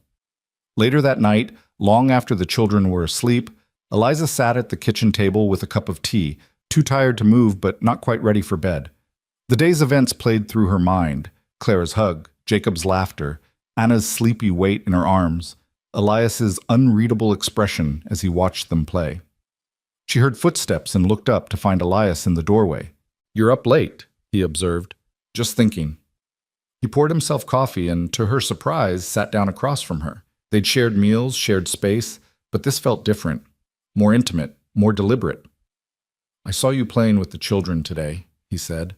Clara hugged you. She did. He struggled for words. That's good. That's what she needs. She's a wonderful little girl. They all are. You've done well with them, especially given, she trailed off. Given that I had no idea what I was doing? His mouth quirked in something that might have been a smile. I'm still figuring it out. We both are. They sat in companionable silence for a moment, and Eliza felt the wall between them lower just slightly. Not disappearing, That would take much longer, but becoming less insurmountable. My mother used to tell me, Eliza said quietly, that sometimes the life you don't choose becomes the one you were meant for. I didn't understand what she meant at the time. I was so angry about being sent here, so resentful, but now. She looked around the kitchen, this room she'd learned to navigate, this home she was slowly making her own. Now I'm beginning to see what she meant. Elias studied her for a long moment. You're stronger than you look, Mrs. McKenna. Stronger than I gave you credit for. So are you, Mr. McKenna. Something passed between them then. Not love, not yet, but understanding. Mutual respect. The first tentative threads of partnership. As Eliza finally climbed the stairs to bed, she realized that for the first time since arriving in Colorado, she didn't feel quite so alone. She was building something here, brick by brick, day by day. A place in this family, a purpose. Maybe even, eventually, a future worth wanting. The ghost was still there, would always be there. But perhaps there was room for both Sarah's memory and Eliza's present. Perhaps this house was big enough for all of them. Winter settled over the ranch with a fierce determination that took Eliza's breath away. The snow that had seemed so magical in November became a relentless force by December, piling in drifts against the house and barn, transforming the landscape into an endless white expanse that stretched to the horizon. The wind howled down from the mountains with a cold so sharp it felt like knives against exposed skin. Eliza had never experienced anything like it. Boston winters were cold, certainly, but this was something else entirely. A wild, untamed cold that reminded her daily just how far she was from civilization, how dependent they all were on preparation and providence to survive until spring. The ranch became an island unto itself. Travel to Pine Ridge was impossible except on the clearest days, and even then Elias wouldn't risk it unless absolutely necessary. They were isolated, the five of them, bound together by necessity and proximity in ways that might have been suffocating if Eliza hadn't been so focused on simply keeping them all fed, warm, and alive. She learned quickly that winter on a frontier ranch meant constant work. Wood had to be brought in from the pile behind the barn multiple times a day to feed the insatiable stove. Snow had to be melted for washing water. The chicken coop needed to be checked constantly to ensure the hens hadn't frozen.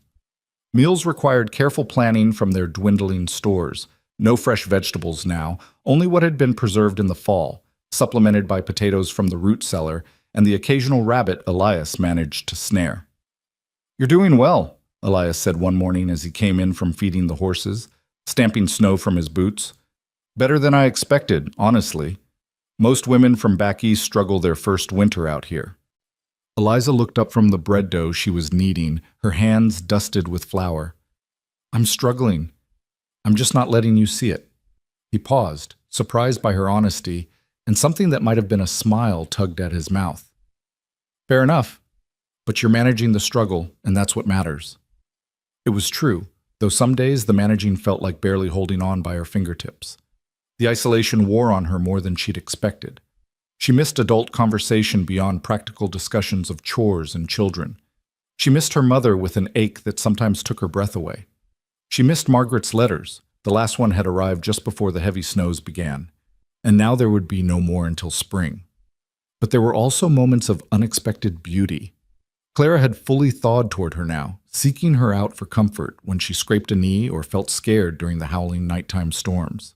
Jacob had become her constant shadow, helping with whatever tasks she was tackling, chattering about everything and nothing.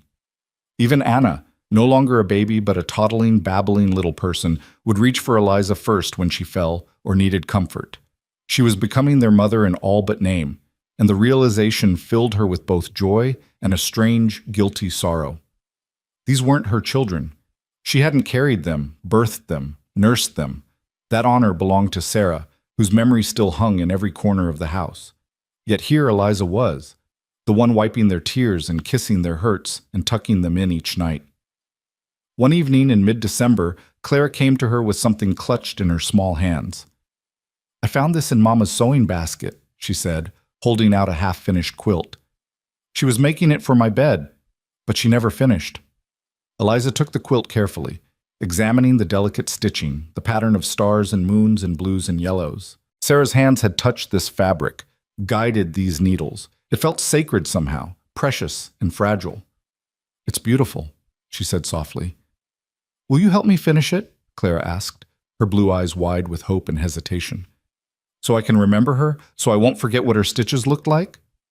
Eliza's throat tightened. "Of course I will, sweetheart. We'll finish it together." That night, after the children were in bed, Eliza spread the quilt across the kitchen table and studied the pattern, trying to understand Sarah's vision for it. Elias found her there, needle in hand, squinting in the lamplight as she attempted to match the intricate stitching. "What are you doing?" he asked, then saw the quilt and went still. "That's Sarah's." "Clara found it. She asked me to help her finish it." He was silent for so long that Eliza looked up, worried she'd overstepped some invisible boundary. But his expression wasn't angry. It was complicated, layered with emotions she couldn't quite parse. "She started that the summer before Anna was born," he said quietly, moving closer to run his fingers over the fabric. "Said she wanted Clara to have something special, something made with love. She was planning to finish it during the winter, but then—" He stopped, jaw tightening. "I'll be careful with it," Eliza promised. "I'll try to make my stitches as beautiful as hers. Your stitches don't have to be like hers." Elias pulled out a chair and sat down across from her. "They just have to be yours. Clara wants this finished, and that matters more than making it perfect." Over the following weeks, finishing that quilt became a ritual. Every evening, after supper was cleared and the children were settled, Eliza would bring out the quilt and work on it by lamplight. Sometimes Clara would join her small fingers struggling with the needle but determined to contribute. Sometimes Jacob would sit nearby with a book, reading aloud while they sewed. And increasingly, Elias would join them, not sewing, but simply present, carving small wooden toys or mending tack, his quiet presence an anchor in the room. Those evenings felt like something precious forming, not the family they had been, but the family they were becoming. Different from what came before, but real nonetheless. "Tell us about Boston," Jacob said one night, looking up from his book. "What did you do there?" Eliza paused in her stitching, thinking back to a life that already felt like it had belonged to someone else. "I went to school, learned things like literature and music and French, attended church socials and afternoon teas with my mother's friends." "That sounds boring," Clara declared. Eliza laughed. "Sometimes it was, but sometimes it was nice too. Safe and predictable, which I didn't appreciate at the time." "Do you wish you were still there?" Jacob asked, his expression serious. She considered the question carefully. A month ago, she would have said yes without hesitation. But now? "Sometimes I miss parts of it," she said honestly. "I miss my mother and my friend Margaret, but I don't think I miss the life itself anymore. That Eliza, the one who lived in Boston, she was someone who'd never been tested, never had to be strong. This life has made me into someone different, someone I think I like better." Elias looked up at that, meeting her eyes across the table. Something passed between them. Understanding, maybe, or recognition. She saw him truly seeing her for the first time, not as a solution or a substitute, but as Eliza. Just Eliza, with her own strength and struggles and worth. "You've made this house feel like a home again," he said quietly. "I didn't think that was possible." The word settled into Eliza's chest, warm and weighty. It wasn't a declaration of love, but it was something, acknowledgement, appreciation, the foundation of something that might one day grow into more. Christmas approached, and with it came a flurry of preparation that kept Eliza busy from dawn until well past dark. She and Clara finished the quilt on Christmas Eve, the final stitches completed by firelight while snow fell heavy outside the windows. When they spread it across Clara's bed, the little girl burst into tears. "It's perfect," she sobbed, throwing her arms around Eliza's waist. "Thank you. Thank you for helping me remember her." "You'll always remember her, sweetheart," Eliza whispered into Clara's hair. "She's part of you. Nothing can ever change that." Christmas morning dawned clear and brilliant, the sun striking the snow-covered landscape like diamonds scattered across white velvet. The children woke early, tumbling downstairs in their nightclothes to find the modest gifts Eliza and Elias had managed to assemble, carved wooden animals from Elias for each child, a new book for Jacob, a doll with a dress Eliza had sewn for Clara, soft-knitted booties for Anna. But the real gift came after breakfast, when Elias bundled everyone into coats and mittens and led them outside to the barn.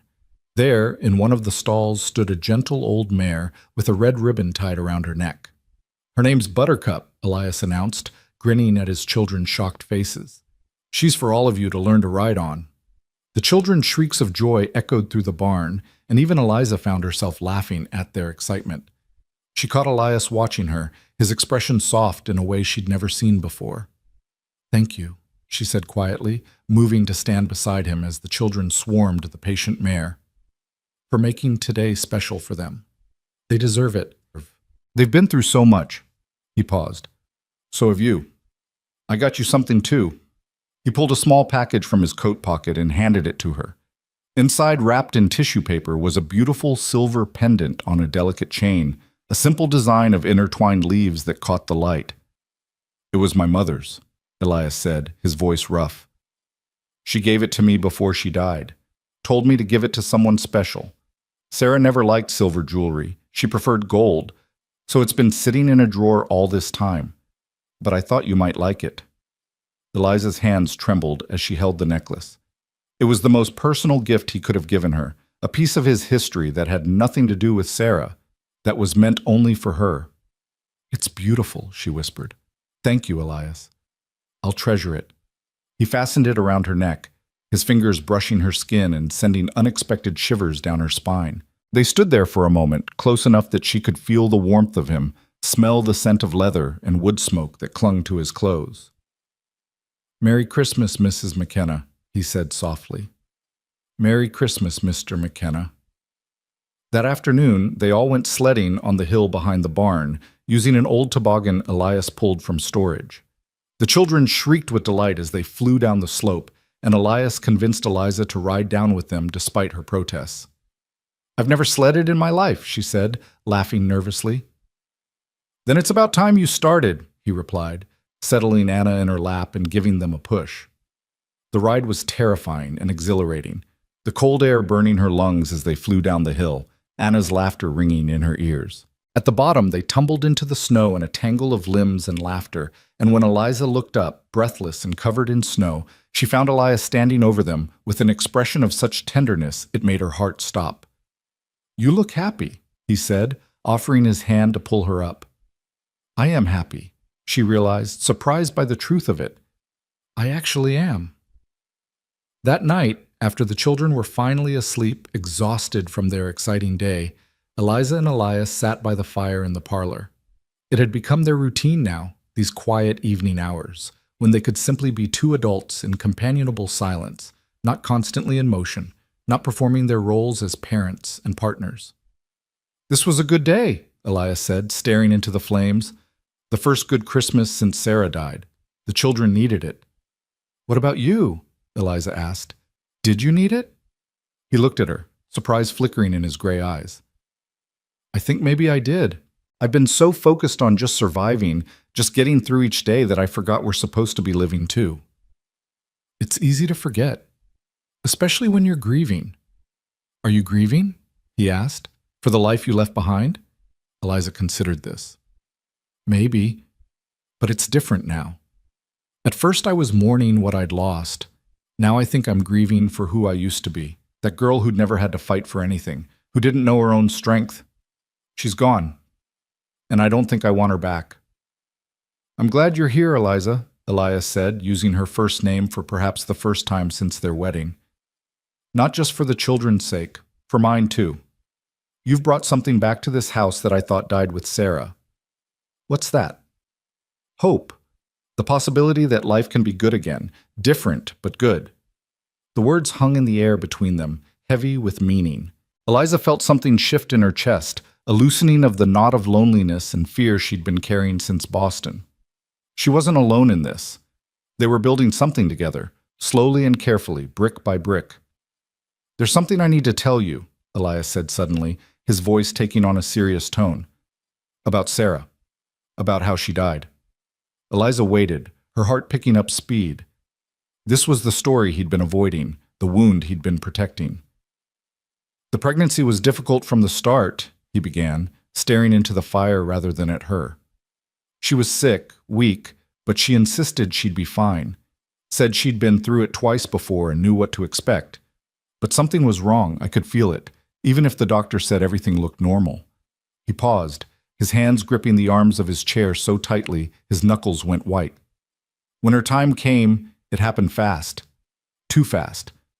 The midwife was here, helping, but there was so much blood, too much blood. Anna was born healthy, perfect, but Sarah just kept bleeding. By the time the doctor arrived from Pine Ridge, it was too late. She died in my arms while her newborn baby cried in the next room. Eliza's eyes filled with tears. "I'm so sorry, Elias." I promised her I'd take care of the children, that I'd make sure they knew how much she loved them.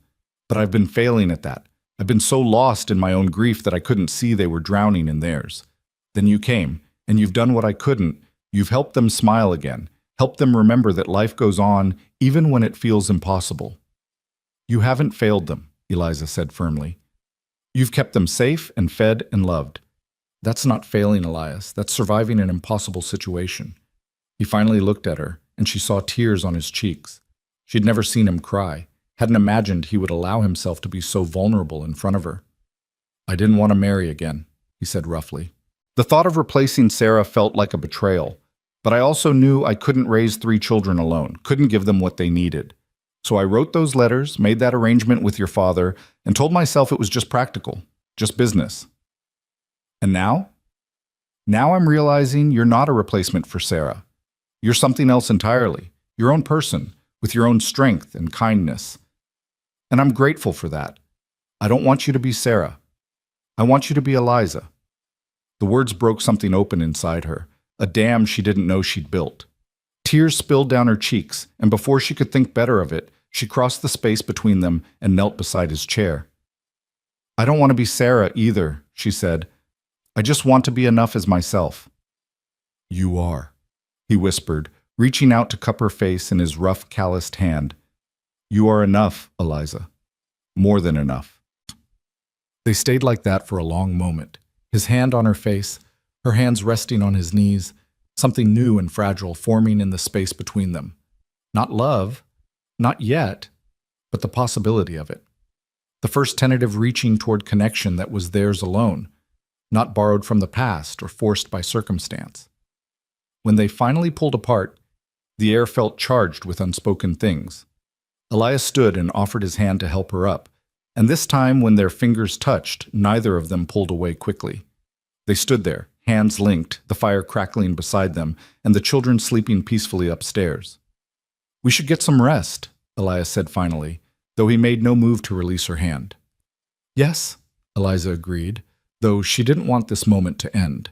But as they climbed the stairs together, stopping at the top to go their separate ways, him to his room, her to the spare room where she still slept, Eliza felt something had fundamentally changed. The distance between them was still there, but it was smaller now, more navigable. They were no longer strangers sharing a house. They were partners beginning to understand each other. January brought storms that buried the ranch in snow so deep that Elias had to dig paths from the house to the barn just to tend the animals. They were completely cut off from Pine Ridge, from any outside contact, and the isolation pressed in on them from all sides. But inside the house, something was blooming. Eliza found herself seeking out Elias's company, lingering in conversations that had once been brief and perfunctory.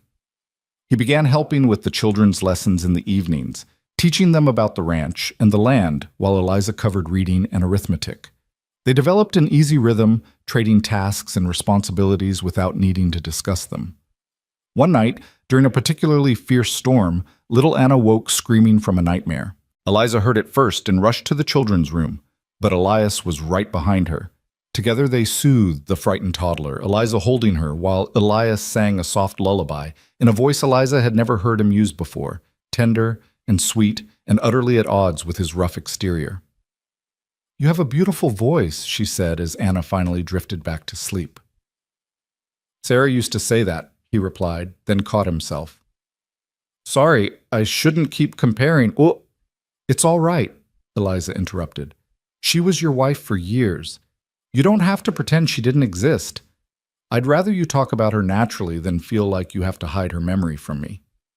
He studied her in the dim light of the hall. How did you get so wise at 18?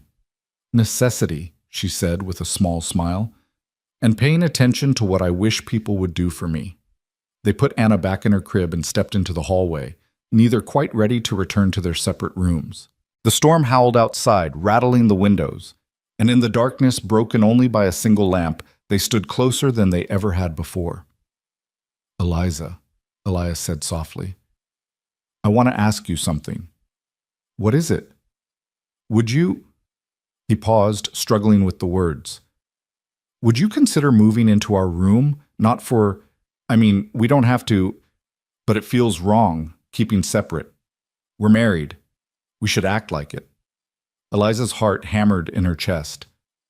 What exactly are you asking? I'm asking if you're ready to be my wife in truth, not just in name. He touched her face gently. I know we agreed to wait, but it's been almost 3 months. I find myself thinking about you more and more, wanting to know you better. He trailed off, leaving the rest unspoken. I think about you too, Eliza admitted, her cheeks heating. But I'm scared. I don't know how to be a wife in that way. I don't know what you expect. I expect nothing except honesty. If you're not ready, tell me. We'll wait as long as you need. But if you are ready, his thumb traced her cheekbone. I'd like to try to build a real marriage with you, Eliza. Not just a partnership for the children's sake, but something true between us. She looked into his eyes, those storm-gray eyes that had once been so cold and distant, and saw warmth there now, genuine care, maybe even the beginnings of affection. I'm ready, she whispered, or at least I'm willing to try. He leaned down slowly, giving her time to pull away, and kissed her. Not the chaste brush of lips from their wedding day, but a real kiss, deep and searching and full of promise. Eliza's knees went weak, and she gripped his shirt to steady herself, lost in sensations she'd never experienced before. When they finally pulled apart, both breathless, Elias rested his forehead against hers. We'll take it slow, he promised. I'll be patient. I just want you to know that when you're ready, truly ready, I'm here. That night, Eliza moved her belongings into the room that had been Sarah's, that was now becoming hers. Elias helped her, moving the last of Sarah's personal items to a trunk in the attic at Eliza's gentle insistence. The children can have them when they're older, she said, but I need this space to be ours now, not a shrine to what was. He agreed, and as they worked together in the lamplight, Eliza felt the last piece of resistance fall away. This was her home, her room, her marriage. Not a replacement or a consolation prize, but something real that she and Elias were building together. When the room was finally arranged to her liking, Elias drew her into his arms. Are you sure about this? I'm sure, she said, and meant it. That night, in the darkness and the warmth of that big bed, Eliza became his wife in truth. It was awkward at first, fumbling and uncertain as they learned each other, but there was tenderness too, patience, care. Elias was gentle with her inexperience, guiding her through what she didn't know, showing her without words that this could be something beautiful between them. Afterward, lying in his arms with her head on his chest, listening to the steady thump of his heartbeat, Eliza felt something settle deep in her soul.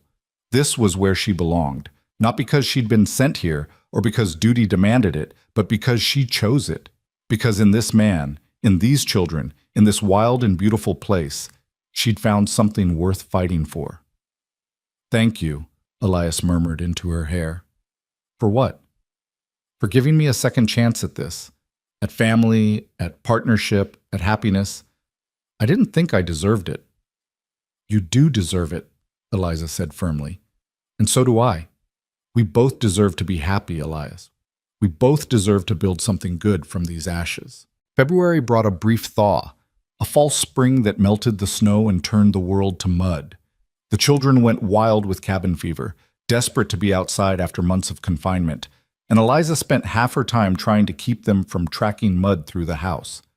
But there was laughter now, constant and unforced. There were smiles and teasing and moments of pure joy that would have been unimaginable 3 months ago. Claire had taken to calling Eliza Mama when she forgot herself, then catching herself with guilty eyes, but Eliza always reassured her it was all right. "You can call me whatever feels right," she told the little girl. "I won't be upset either way." The physical relationship between Eliza and Elias deepened as winter progressed. They came together most nights now, learning each other's bodies and preferences, building an intimacy that went beyond the physical. They talked in the darkness, shared stories and fears and dreams. Eliza told him about her mother's illness, about her friend Margaret, about the life she'd left behind. He told her about his childhood on a different ranch, about meeting Sarah, about his hopes and worries for his children. They were becoming friends as well as lovers, and that felt more precious than anything Eliza had imagined marriage could be. One evening in late February, Eliza was washing dishes when she felt Elias's arms come around her from behind, his chin resting on her shoulder. "I've been thinking," he said quietly. "About what?" "About how wrong I was at the beginning. I told you this marriage was just for the children's sake, that I couldn't offer you romance or courtship, but that's not true anymore, is it?" Eliza turned in his arms to face him, her wet hands resting on his chest. "What are you saying?" "I'm saying I care about you, Eliza, not just as the mother of my children or as a partner in running this house, but as you, as the woman who makes me laugh when I thought I'd forgotten how, who challenges me and surprises me and makes me want to be better than I am." "Elias, I'm not saying I love you," he continued. "I'm not sure I'm ready for that word yet, if I'm honest, but I'm saying I could. I'm saying I want to. I'm saying you've become important to me in ways I didn't think were possible." Tears filled Eliza's eyes. "You've become important to me too. This life, this family, it's nothing like what I imagined, but it's become everything I want." He kissed her then, slow and deep, and she tasted possibility on his lips, the possibility of love, real love, built on foundations of respect and partnership and genuine care. Not the sweep you off your feet romance of novels, but something steadier and more enduring. "We're going to be all right," he whispered against her mouth. "All of us. We're going to make this work." "We already are," Eliza replied, and in that moment, standing in her kitchen with her husband's arms around her and her stepchildren's laughter echoing from upstairs, she believed it with her whole heart. The winter that had seemed so insurmountable when it began was slowly releasing its grip. Soon it would be spring, and with spring would come new challenges and new joys. But Eliza wasn't afraid anymore. She had found her strength, her purpose, her place. She had found a family worth fighting for and a man who saw her for who she truly was. She had found home. Spring arrived not as a gentle whisper, but as a roar, the snow melting so fast that the creek behind the property swelled to twice its normal size and the roads became rivers of mud. But after months of being trapped indoors, Eliza welcomed even the mess and chaos that came with the changing season. The world was coming back to life, and so was she. She woke one morning in early March to find Elias already dressed, standing at the bedroom window and staring out at the dawn-touched landscape. She watched him for a moment, this man who had become so much more than she'd ever expected, noting the way the early light caught in his hair and softened the hard lines of his profile. "What are you thinking about?" she asked softly. He turned, a smile touching his lips when he saw she was awake. "Spring planting. The garden needs to be turned and prepared. And I was thinking maybe we could expand it this year. You mentioned wanting to try growing some different vegetables." "You remembered that?" "I remember everything you tell me," he said, coming to sit on the edge of the bed. He traced a finger along her jaw. "I was also thinking about how different this spring feels from last year. Last spring, I could barely drag myself out of bed each morning. Everything felt gray and hopeless. Now," he paused, searching for words, "now I wake up wanting to see what the day will bring." Eliza's heart swelled with affection. "I feel the same way. I never thought I'd say this, but I'm grateful I came here. Grateful for all of it, even the hard parts." He leaned down to kiss her, a lingering kiss that promised more. But Anna's voice crying out from the next room interrupted them. They pulled apart with matching expressions of rueful amusement. "Duty calls," Elias said with a grin. "It always does," Eliza laughed, already throwing back the covers. The rhythm of their days had changed with the season. Elias spent long hours outside now, working the land that had lain dormant all winter, preparing for planting and tending to the cattle that had survived the brutal cold. Eliza worked alongside him when she could, learning about the ranch operations she'd been too overwhelmed to understand in those first difficult months. She discovered she had a talent for the garden, her hands seeming to know instinctively how to coax life from the dark earth. She planted seeds that Mrs. Patterson had given her back in the fall, vegetables and herbs and even some flowers, because Elias had insisted she deserved something beautiful just for herself. "You don't have to make everything practical," he'd said when she'd protested about wasting good soil on flowers. "Sometimes pretty is reason enough." The children thrived in the warmth and freedom of spring. Jacob had grown noticeably taller over the winter, shooting up so fast that his trousers were suddenly too short. He spent every spare moment following his father around the ranch, learning the work with an earnestness that made Eliza's chest ache with pride. Clara was coming into her own as well, her grief transforming from sharp edges into something softer, more bearable. She talked about her mother sometimes now, sharing memories without the desperate clinging of before. "Mama used to love spring," Clara said one afternoon as she helped Eliza plant seeds in the garden. "She said it was like the whole world was being born again." "That's a beautiful way to think about it," Eliza replied, showing her how to make a proper hole for the seed. "Your mama was clearly a wise woman. Do you think she would like you?" The question caught Eliza off guard. She sat back on her heels, considering it carefully. "I hope so. I think any mother would want someone who loves her children to be there for them. And I do love you, Clara. You and Jacob and Anna, very much." Clara looked at her with those piercing blue eyes. "I love you too. Is that okay? Am I allowed to love you both?" Eliza pulled the little girl into her arms, dirt and all. "Of course you are, sweetheart. Love isn't something that runs out. You can love your mother's memory and love me at the same time. There's room in your heart for both." "That's what Papa said too," Clara murmured into Eliza's shoulder. "He said loving you doesn't mean forgetting Mama. It just means our family is growing bigger." The words struck something deep in Eliza's chest. Elias had said that to his daughter? She blinked back tears and held Clara tighter, overwhelmed by the gift of acceptance, of belonging, of love freely given rather than grudgingly endured. That evening, after the children were in bed, Eliza found Elias in the barn checking on a mare that was due to foal any day. She leaned against the stall door and watched him work, his hands gentle and sure as he ran them over the horse's swollen belly. "Clara told me what you said to her," she said quietly, "about loving both Sarah and me." Elias glanced up, his expression unreadable in the dim light. "I meant it. I've been thinking a lot about what it means to move forward without forgetting the past. I'll always love Sarah. She gave me my children, built this ranch with me, loved me when I was young and stupid and thought I knew everything. But that doesn't mean there's no room for you." "And is there room?" Eliza asked, her heart in her throat. "For me, I mean, not just as the children's caretaker or your partner in running the house, but as someone you could actually love?" He stood and came to her, cupping her face in both hands. "Eliza, I think I already do love you. I've been fighting it because it felt disloyal, but the truth is, you've made your own place in my heart. Not Sarah's place, your place. And it gets bigger every day." "Elias," her voice broke on his name. "I love the way you sing when you think no one's listening," he continued, his thumbs brushing away the tears on her cheeks. "I love how you always put extra sugar in Jacob's porridge because you know he likes it sweet. I love how you've learned every aspect of this ranch because you wanted to understand my world.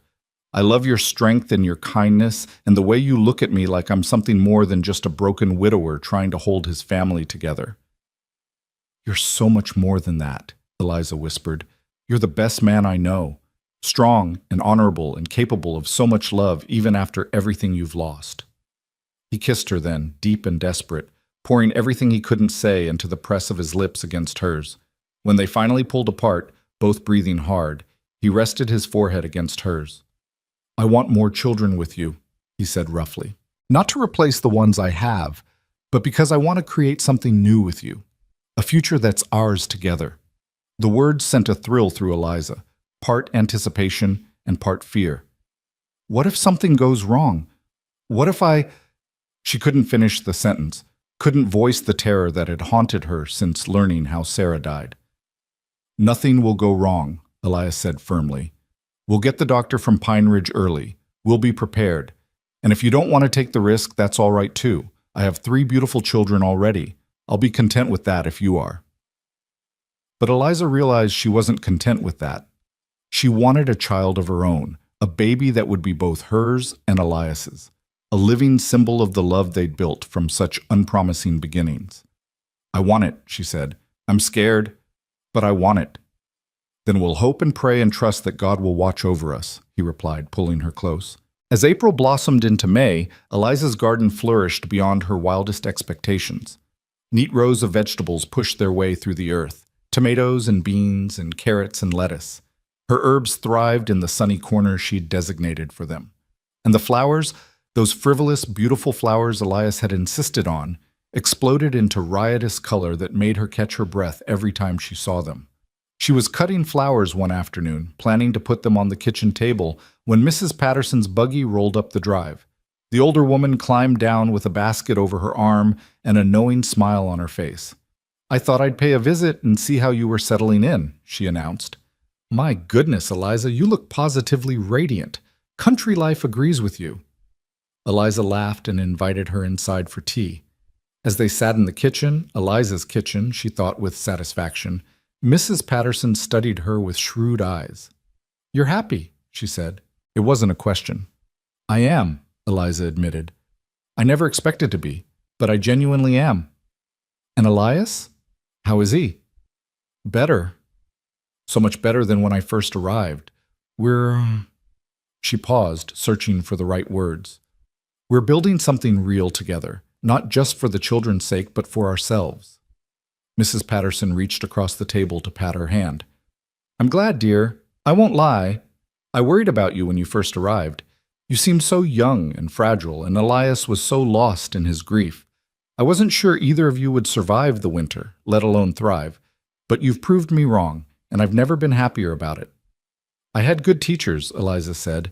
You and Mrs. Henley both helped me so much. We gave you the tools, but you did the work. You should be proud of yourself, Eliza McKenna. After Mrs. Patterson left, Eliza stood in her garden and let herself feel the full weight of that pride. She had done this. She'd taken an impossible situation and made it work. She'd loved children who weren't hers by birth and made them hers by choice. She'd opened her heart to a man who'd been certain he could never love again and coaxed him back to life. She was no longer the frightened girl who'd stepped off that stagecoach 8 months ago. She was a wife, a mother, a rancher's partner. She was strong and capable and loved. She was home. The summer stretched long and golden, filled with work and laughter and lazy evenings on the porch after the children were asleep. Elias taught Eliza to ride Buttercup, patient with her initial terror and celebrating when she finally trotted around the corral on her own. They took the children on picnics to the creek, spreading blankets on the bank and letting Jacob and Clara wade in the cool water while Anna napped in the shade. There were hard days too, of course. Days when the work seemed endless, when the heat pressed down like a physical weight, when the children squabbled and Anna was fussy and Eliza felt stretched too thin. But even on those days, she never regretted coming here. This life was hard, but it was real in a way her Boston existence never had been. One evening in July, Eliza was preparing supper when a wave of nausea hit her so hard she had to grip the counter to stay upright. Elias, who'd just come in from the barn, was at her side immediately. What's wrong? Are you sick? She took a deep breath, waiting for the nausea to pass. I don't know. I've been feeling odd for a few days now. Tired, queasy. She trailed off as realization dawned, her hand moving instinctively to her stomach. Oh. Elias's eyes widened. You think you might be? I think I might be, she whispered, joy and terror warring in her chest.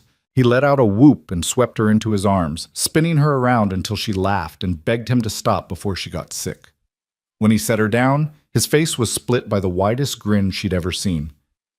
We're going to have a baby, he said, wonderingly. Our baby. We don't know for sure yet, Eliza cautioned, but her own smile betrayed her hope.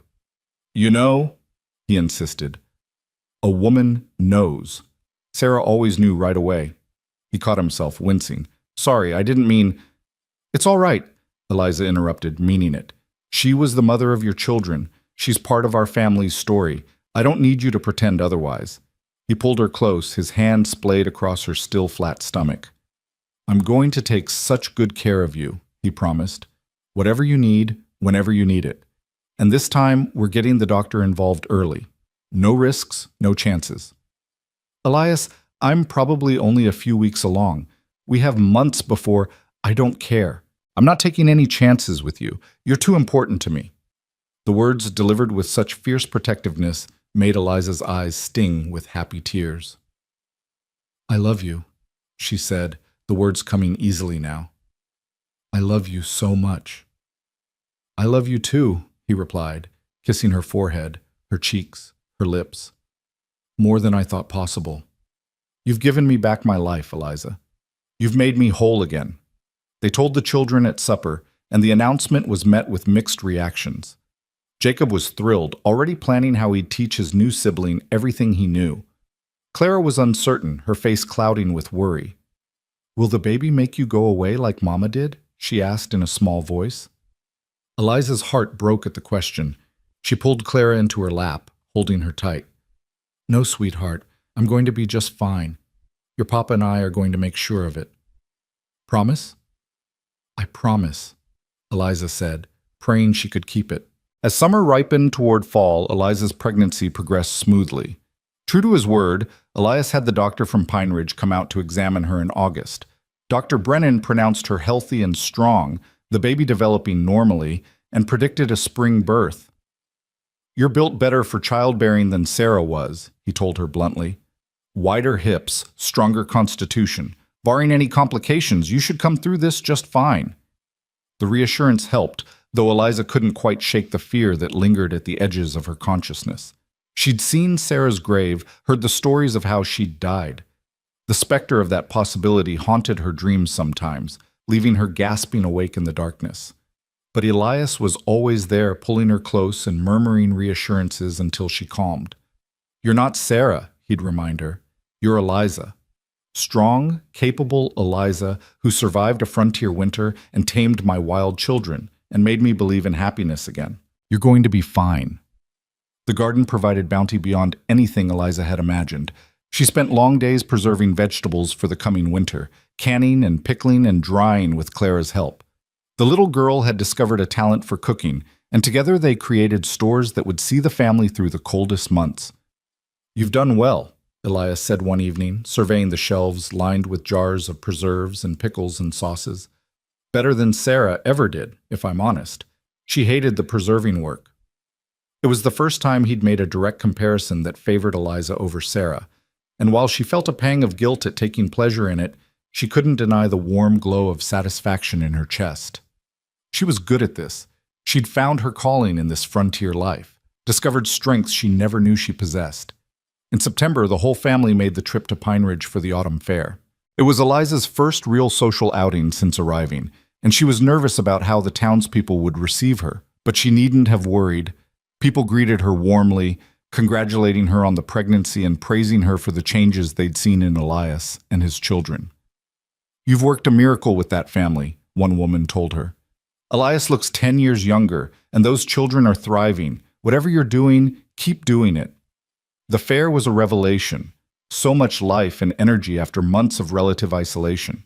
There were competitions for livestock and produce, games for the children, music and dancing in the evening. Eliza entered her preserves in the canning competition and was stunned when they took second place. Her pie, apple, made from Clara's recipe, didn't place, but she didn't mind. Just being here, participating, being part of this community, felt like victory enough. As evening fell and the dancing began, Elias surprised her by pulling her into his arms for a waltz. She'd taught him the steps over the summer, practicing in the parlor after the children were asleep, and now he led her around the makeshift dance floor with surprising grace. Look at us, she said, laughing up at him, dancing at a town fair like a normal couple. We are a normal couple, he replied. Maybe we didn't start that way, but we are now. She looked around at the other dancers, at their friends and neighbors watching with approval, at her children, Yes, her children, playing nearby with other youngsters. This was her life. This was her community. These were her people. I never thought I'd say this, she murmured, but I'm glad my father sent me here. I'm glad for all of it. The fear, the struggle, everything. Because it led me to this, to you. Elias pulled her closer, mindful of her growing belly. Sometimes the life you never wanted becomes the one you were meant for, he said, echoing words her mother had spoken what felt like a lifetime ago. Yes, Eliza agreed, resting her head against his chest. Yes, it does. On the wagon ride home, beneath a sky full of stars and a moon so bright it cast shadows on the road, Clara fell asleep against Eliza's shoulder while Jacob dozed beside his father, and Anna snored softly in Elias's lap. The night was cool, but not yet cold, that perfect temperature that promised the harvest would be good and winter would be kind. This was a good day, Elias said quietly, so as not to wake the children. The best, Eliza agreed. We should do something special for your birthday next month. You'll be 19, practically ancient. She laughed softly. I feel ancient sometimes, like I've lived 3 lifetimes in the past year. You've certainly earned some gray hairs, he teased. What with dealing with me and 3 children and a pregnancy all at once? I wouldn't change any of it, she said seriously. Not one single thing. He reached over and took her hand, lacing their fingers together. Neither would I. Well, maybe I'd change how much of a stubborn fool I was in the beginning. I wasted months being cold to you when I could have been getting to know the remarkable woman my wife is. We got there eventually. That's what matters. We did, he agreed. And we're going to have so many more years to keep getting there. Growing old together, watching our children grow up, welcoming grandchildren someday. Building a life that's ours. The future stretched out before them, bright with possibility. A future neither of them had chosen, but both had claimed.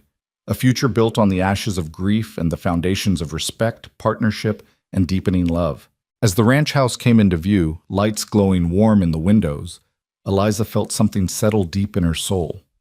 This was home. Not the place she'd been born, not the life she'd been raised for, but the life she'd earned through courage and perseverance and the willingness to open her heart even when it was terrified. They carried the sleeping children inside, tucking them into their beds with practiced efficiency born of months of routine. When the house was finally quiet, Elias drew Eliza into their room, no longer his or Sarah's, but theirs, together. Thank you, he said, pulling her into his arms. For what? For taking a chance on us. On me. For seeing something worth fighting for when everything seemed impossible. For loving my children and teaching me how to live again. For all of it. Eliza kissed him, pouring all her love and gratitude and hope into it. Thank you for letting me, she whispered against his lips. Thank you for opening your heart when it would have been so much easier to keep it closed. Thank you for building this life with me.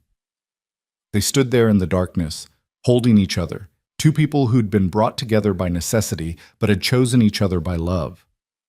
The road had been hard, the journey far from smooth, but they'd arrived at something real and precious and worth every difficulty. Outside, an owl called to its mate. The wind rustled through the willow tree above Sarah's grave, a reminder that the past was always present but no longer overwhelming. Inside, a new family had been forged from loss and hope, stronger for having been tested, richer for having been earned. And in the morning, they would wake to face whatever challenges the day brought, together. Always together. That was the promise they'd made, the commitment they'd honored, the love they'd built one day, one moment, one choice at a time. It was enough. They were enough. And the life they were creating, imperfect, difficult, beautiful, was more than either of them had dared to dream possible. October painted the Colorado landscape in shades of gold and crimson, the aspens on the mountainsides burning bright against the deep blue sky. Eliza's 19th birthday came and went with a small celebration, a cake Clara had helped bake, wildflowers Jacob had picked, and a new shawl Elias had commissioned from Mrs. Patterson, soft wool in a deep green that brought out the color of Eliza's eyes. You spoil me, she'd said, running her hands over the fine weave. Not nearly enough, Elias had replied, kissing her temple. You deserve the world, and all I can give you is a shawl. but he was wrong. He'd given her so much more than that. He'd given her a home, a family, a purpose. He'd given her his heart, slowly and carefully, like the precious gift it was. And now, with her belly growing round with their child, he was giving her the future she'd never dared to imagine. The pregnancy progressed through autumn with only minor discomforts.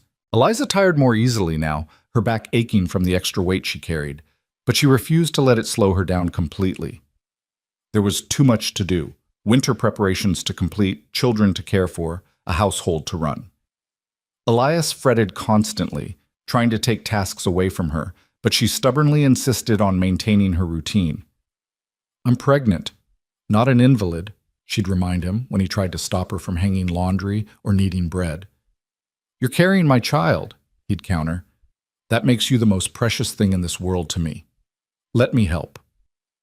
They compromised, as they'd learned to do on so many things. She would do the lighter tasks and accept his help with the heavier ones. She would rest when she needed to, but wouldn't be confined to bed like some delicate flower. It was a dance they were still learning, this balance between his protectiveness and her independence, but they were getting better at it with each passing day. In November, as the first serious snows began to fall, Eliza received a letter that made her hand shake as she opened it. The handwriting on the envelope was her mother's. Shakier than it used to be, but unmistakably hers. She'd written faithfully to her mother since arriving in Colorado, long letters detailing her new life, the children, her growing feelings for Elias. Her mother's responses had been infrequent, limited by her illness and the difficulty of getting mail during the winter months. But this letter had made it through, and Eliza clutched it like a lifeline as she read. "My dearest Eliza," her mother wrote, "your last letter brought me such joy I wept for an hour afterward. To know that you are happy, that you have found love in such an unlikely place, fills my heart with more gratitude than I can express. I was so afraid we had condemned you to misery by sending you west, but you have proven once again that you are stronger and wiser than any of us knew. Your father asks about you constantly, though he would never admit it. He misses you terribly and regrets that circumstances forced his hand in arranging your marriage. But even he can see from your letters that you have flourished in ways you never could have here. I pray every day for your health and the health of your baby.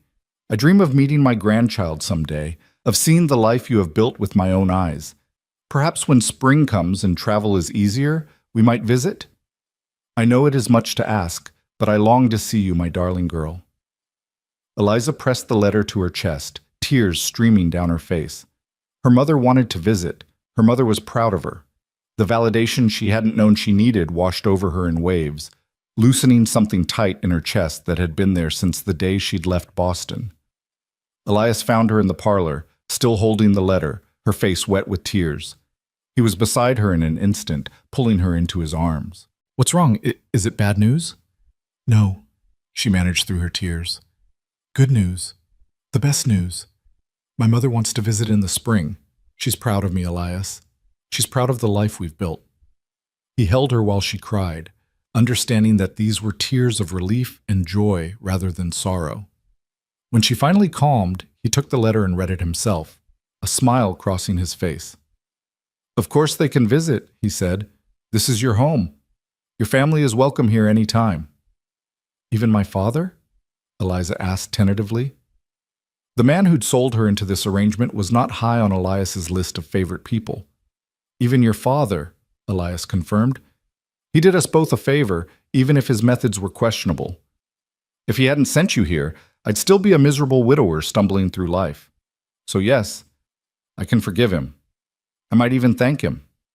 Eliza laughed through her tears and kissed him. "Have I told you lately that I love you?" "Not in the last hour," he teased. "I was starting to worry. I love you. Impossibly, completely, forever." "Forever sounds about right," he agreed, pulling her close. Winter settled in with the same fierce intensity as the year before, but this time Eliza was prepared. She knew what to expect, how to manage the constant work of keeping the household running in brutal cold. More than that, she had Elias truly beside her now, not as a distant employer, but as a partner and lover who anticipated her needs and supported her without being asked. The children had grown and changed so much in the past year. Jacob, now 9, was becoming a capable ranch hand, taking on responsibilities that would have seemed impossible for someone his age back in Boston. Clara had blossomed into a confident, happy child who called Eliza Mama without hesitation now, who brought her wildflowers and told her secrets and trusted her completely. And Anna, no longer a baby but a chattering toddler, knew no other mother than Eliza and clung to her with fierce devotion. Christmas came again, their second together, and it was everything the first had been and more. They decorated the house with pine boughs and holly, baked cookies until the kitchen smelled like heaven, sang carols around the piano while snow fell softly outside. Elias had carved elaborate wooden toys for each child, a horse for Jacob, a doll's cradle for Clara, a pull toy duck for Anna. Eliza had sewn new clothes for everyone, her stitches neat and sure now, nothing like the fumbling attempts of a year ago. On Christmas morning, as they all gathered around the tree, Elias handed Eliza a small box. Inside was a delicate gold locket on a chain. When she opened it, she found two tiny portraits, one of herself, one of Elias. "So you'll always have me close to your heart," he said softly, "the way you're always close to mine." She burst into tears. The pregnancy made her cry at everything now, and threw her arms around his neck. "It's perfect. You're perfect. All of this is perfect." "Mama's crying again," Anna observed matter-of-factly. "Happy tears," Claire explained with the wisdom of her 6 years. "Grown-ups cry when they're happy sometimes." "That's silly," Jacob said, but he was smiling. That night, after the children were finally asleep, Anna in her new nightgown, Clara with her doll settled in its new cradle, Jacob with his carved horse on the shelf beside his bed, Eliza and Elias sat together by the fire.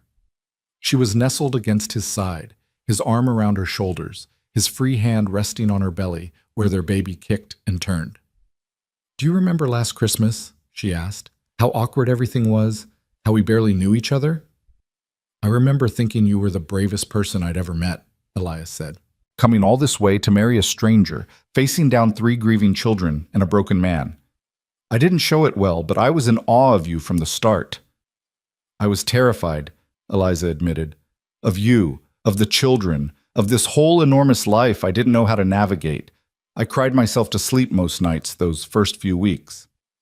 "I know, I heard you."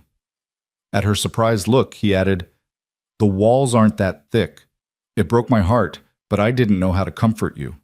Didn't think I had the right, since I was the cause of your unhappiness. You weren't the cause, circumstances were the cause, and you became the solution." She turned to look up at him. "You gave me exactly what I needed, even when neither of us knew what that was. You gave me time and space and patience. You let me find my own way while making sure I never felt truly alone. That was the greatest gift anyone's ever given me." He kissed her, slow and sweet, a kiss that promised forever. "You've given me back my life," he said against her lips. "I was just existing before you came, going through the motions, doing what needed to be done, but not really living. You changed that. You made me want to wake up in the morning, want to see what the day would bring, want to build a future instead of just mourning the past." "We built it together," Eliza corrected. "Every day, every choice, every moment. Together." January and February passed in a blur of cold and routine and the growing anticipation of the baby's arrival. Dr. Brennan had predicted a late March or early April birth, and as winter began its slow retreat toward spring, Eliza found herself both eager and terrified for what was coming. The fear crept up on her at unexpected moments. She'd be folding laundry or cooking supper, and suddenly she'd remember Sarah, remember how she'd died, and panic would seize her chest like a vice. What if the same thing happened to her?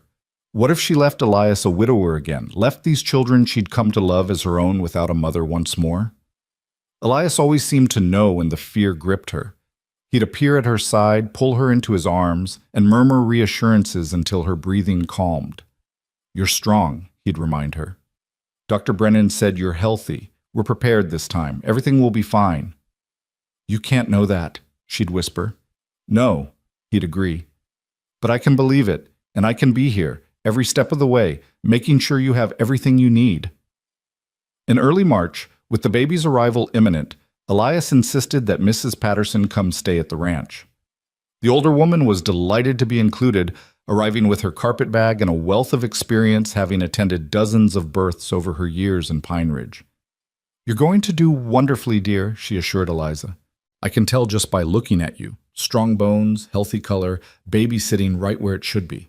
This will all be over before you know it, and you'll have a beautiful baby in your arms." But when Eliza's pains began on a cold morning in late March, all the reassurances in the world couldn't chase away the fear. It started as a dull ache in her lower back, something she initially dismissed as the normal discomfort of late pregnancy. But as the morning progressed, the aches became cramps, and the cramps became sharp pains that took her breath away. "Elias," she called, trying to keep the panic from her voice. "I think it's time." What followed was chaos, controlled chaos, but chaos nonetheless. Elias sent Jacob racing to Pine Ridge to fetch Dr. Brennan, while he and Mrs. Patterson helped Eliza upstairs to bed. Clara hovered in the doorway, her face pale with worry, until Mrs. Patterson gently sent her to watch Anna and keep her occupied. "Everything's going to be fine," Elias kept saying, gripping Eliza's hand so tightly it almost hurt. "You're going to be fine." But as the hours passed and the pains grew stronger, Eliza wasn't so sure. This hurt in ways she couldn't have imagined, pain that seemed to split her in two and left her gasping and crying. Through it all, Elias stayed beside her, letting her squeeze his hand until his fingers went white, wiping her face with cool cloths, murmuring encouragements that she barely heard through the haze of pain. Dr. Brennan arrived in the early afternoon, examining Eliza with businesslike efficiency before declaring that everything looked normal. "First babies take their time," he said. "Could be hours yet. Just keep breathing, Mrs. McKenna. You're doing fine." But it wasn't hours. As evening approached, the pains intensified until Eliza was sobbing with each contraction, certain she was going to die just like Sarah had, certain she'd never meet the baby she could feel moving through her body toward birth. "I can't do this," she gasped between contractions. "Elias, I can't." "Yes, you can," he said fiercely, his face close to hers. "You're the strongest person I know, Eliza McKenna. You survived a frontier winter. You tamed my wild children. You made me fall in love again when I thought it was impossible. You can do this. I know you can." "What if something goes wrong? What if I—" "Nothing is going wrong," Dr. Brennan interrupted firmly. "I can see the baby's head. A few more pushes and you'll be holding your child. Mrs. Patterson, get ready." What happened next was a blur of pain and effort, and voices telling her to push harder, just a little more. Eliza bore down with everything she had, feeling like she was being torn apart, certain this was the end. And then, suddenly, impossibly, there was release, and a baby's cry filled the room. "It's a girl," Dr. Brennan announced, holding up a tiny, squalling infant. A healthy baby girl.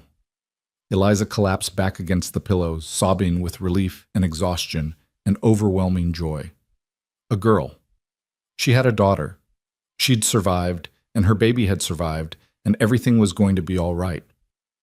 Mrs. Patterson cleaned the baby quickly and efficiently before placing her in Eliza's arms.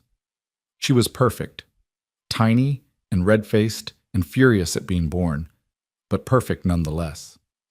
Dark hair like Elias's, a button nose, impossibly small fingers that gripped Eliza's thumb with surprising strength. "Hello, little one," Eliza whispered, tears streaming down her face. "I'm your mama. I'm so happy to meet you." Elias leaned over them both, his own face wet with tears, his expression full of wonder. "She's beautiful. She's perfect. You're perfect." He kissed Eliza's forehead, then the baby's. "Thank you. Thank you for this gift, for being safe, for giving me another chance at this." "What should we name her?" Eliza asked, looking up at her husband. They'd discussed names for months, never quite settling on one that felt right, but now, looking at her daughter's face, Eliza knew exactly what she wanted. "Grace," she said. "I want to name her Grace, because that's what she is. Grace we didn't earn but received anyway. A new beginning, a symbol of everything good we've built together." Elias smiled through his tears. "Grace McKenna, it's perfect." Dr. Brennan finished his work and declared both mother and baby healthy. "You did beautifully, Mrs. McKenna. No complications, No excessive bleeding. Everything exactly as it should be. You'll be up and around in a few days. After the doctor and Mrs. Patterson left the room to give them privacy, Elias climbed carefully into bed beside Eliza, wrapping his arm around her shoulders as she cradled their daughter. They sat like that for a long time, just looking at the miracle they'd created, marveling at her tiny perfection. "Can we come in?" Clara's voice came from the doorway, tentative and hopeful. "We want to meet our sister." "Of course," Eliza said, smiling at her stepdaughter. "Come meet Grace." The children crept in, Jacob tall and trying to look mature, Clara bouncing with excitement, Anna toddling alongside, holding Mrs. Patterson's hand. They gathered around the bed, eyes wide with wonder as they looked at the baby. "She's so small," Jacob breathed. "Was I ever that small?" "Smaller, actually," Elias said. "You were a tiny thing when you were born." Clara reached out a tentative finger to touch Grace's hand, and the baby's fingers immediately wrapped around it. "She likes me," Clara exclaimed, delighted. "Of course she does," Eliza said. "You're her big sister. She's going to look up to you and learn from you." "Baby," Anna said, trying to climb onto the bed for a closer look. Elias scooped her up, letting her see Grace from his arms. They stayed like that for a while. The whole family gathered around the newest member, and Eliza felt her heart swell so large she thought it might burst. This was her family, these children, this man, this baby in her arms. This was the life she'd built from fear and duty and eventually love. This was home. Over the following weeks, as Eliza recovered and adjusted to life with a newborn, the whole household adapted to accommodate Grace's presence. Clara appointed herself the baby's chief protector, running to alert Eliza at the slightest whimper. Jacob was fascinated by every stage of the baby's development, asking endless questions about how babies grew and learned. Even Anna, initially jealous of the attention Grace received, gradually warmed to her new sister and could often be found patting the baby's head with surprising gentleness. Elias was completely besotted. He'd been a good father to his older children, but there was something different about experiencing this from the beginning with Eliza by his side. He took every opportunity to hold Grace, walking the floors with her when she cried at night, singing to her in that beautiful voice Eliza had discovered, staring at her with an expression of such tender adoration it made Eliza's chest ache. "I didn't think I could love anyone more than I loved my first three," he confessed one night as he rocked Grace to sleep. "But having her with you, knowing we created her together, it's different somehow. It doesn't diminish what I feel for Jacob, Clara, and Anna. It just expands everything, makes the world bigger and brighter." "I know what you mean," Eliza said. "I love all four of them so much. The three who made me a mother by choice and the one who made me a mother by birth. They're all mine, and I'm all theirs." Spring arrived in full force, the world exploding into green and gold. Eliza's mother's letters came more frequently now that mail could get through reliably, and she confirmed that she and Eliza's father would visit in June. Eliza was nervous about seeing her parents again, worried that they'd judge the life she'd built or find it lacking somehow. But she was also excited to show them what she'd accomplished, to prove that their sacrifice and hers had been worth it. The letter that arrived in early May, however, changed everything. Eliza was nursing Grace in the parlor, enjoying the quiet of mid-afternoon while the other children napped, when Elias came in with an envelope. His expression was strange, not worried exactly, but serious. "This just arrived from Boston," he said, handing it to her. "It's not your mother's handwriting?" With a sinking feeling, Eliza opened the letter. It was from Margaret, her dear friend, and the first line made her gasp. "Dearest Eliza, I'm writing with news I wish I didn't have to share. Your mother passed away peacefully in her sleep 3 weeks ago. Your father asked me to inform you, as he is not in a state to right himself. The funeral has already taken place. We couldn't wait for word to reach you and for you to travel back. I'm so very sorry, my dear friend. Your mother spoke of you constantly and was so proud of the life you'd built in Colorado." The letter continued, but Eliza couldn't read through her tears. Her mother was gone. The woman who'd raised her, loved her, encouraged her to be brave even when being brave had seemed impossible. Gone. And Eliza hadn't been there, hadn't said goodbye, would never see her again. Elias took Grace from her arms and passed the baby to Mrs. Patterson, who'd appeared in the doorway drawn by Eliza's sobs. Then he pulled Eliza into his arms and let her cry, holding her while she grieved, offering no empty platitudes but simply being there the way he always was. "I should have gone back," Eliza sobbed into his chest. "I should have visited. I should have—" "You couldn't have known," Elias said firmly. "And your mother knew you loved her. Your letters told her that. She died knowing you were happy and settled and building a beautiful life. That's what she wanted for you. She was supposed to visit. She was supposed to meet Grace." "I know, love, I know." The grief was a physical weight pressing down on Eliza's chest until she could barely breathe. For days she moved through her routines mechanically, caring for the children and the baby because they needed her, but feeling hollow inside. The mother who'd been her anchor, her confidant, her greatest supporter, gone. And the distance that had once seemed like an adventure now felt like a chasm she could never cross. But slowly, with Elias's patient support and the children's innocent need for her attention, Eliza began to heal. She realized that her mother had given her everything she needed to survive this grief: strength, resilience, the ability to find joy even in sorrow. Her mother lived on in the lessons she'd taught, in the wisdom she'd shared, in the love she'd instilled in her daughter's heart.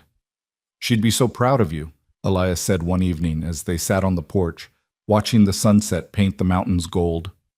Grace was asleep in Eliza's arms, and the other children were playing in the yard. "Look at everything you've built here. Look at this family, this life." She'd see all this and know that sending you here was the right choice. "Do you think so?" Eliza asked, wanting desperately to believe it. "I know so. You've become exactly the kind of woman she hoped you'd be. Strong, compassionate, capable of great love. That's her legacy, Eliza. That's how she lives on." Another letter arrived in late May, this one from her father. His handwriting was shaky, his words stilted with grief and regret, but the meaning was clear. He was proud of her, he was sorry for the way things had happened, and he wanted to visit, if she'd allow it, to meet his grandchildren and see the life his daughter had made. Eliza wrote back immediately, welcoming him. She had no anger left for him, no resentment over the arrangement that had brought her here. How could she, when it had led to this? To Elias and the children, to Grace and this ranch, to a life richer and fuller than anything she could have had in Boston. Her father arrived in June, looking older and more fragile than Eliza remembered. The journey had been hard on him, and grief had carved new lines into his face. But when he saw Eliza, healthy and strong and glowing with the confidence of someone who'd found her place in the world, his eyes filled with tears. "My girl," he said, embracing her, "look at you. Look at what you've become." "I'm happy, Papa," she said simply. "I know that wasn't the plan when you sent me here, but I'm truly happy." Over the week of his visit, Charles Callahan got to know his son-in-law and grandchildren. He watched Eliza work alongside Elias, saw how they moved together with the easy rhythm of a couple who truly knew each other. He observed the way the children adored their mother, how they sought her out for comfort and guidance and love. He held baby Grace and wept, telling Eliza that she looked just like her mother had at that age. On his last evening at the ranch, he pulled Eliza aside. "I need to tell you something," he said. "I've been carrying guilt about sending you here, about forcing you into an arrangement you didn't want. But seeing you now, seeing the life you've built, I realize it was the best thing I could have done for you." "Papa, let me finish," he interrupted gently. "In Boston, you would have married some acceptable young man from our social circle. You would have had a comfortable life, certainly, but a small one, limited, constrained by all the expectations and rules of society. Here, you've become someone extraordinary. You've found love, real love, and built a family that's yours by choice as much as by birth.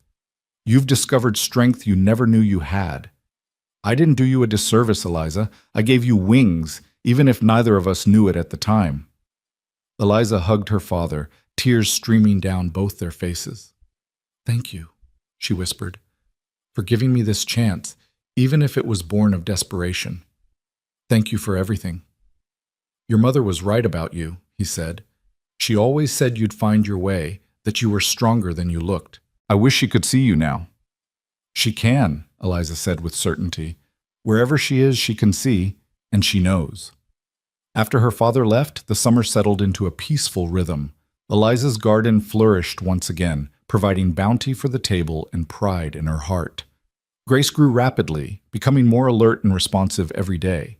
The older children thrived under the structure and love Eliza and Elias provided, and the ranch prospered, blessed by good weather and hard work, and the partnership of two people who'd learned to pull in the same direction.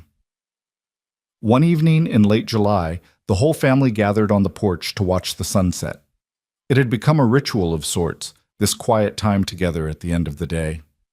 Jacob sat on the steps, whittling a piece of wood. Clara had Grace in her lap, making faces to make the baby smile.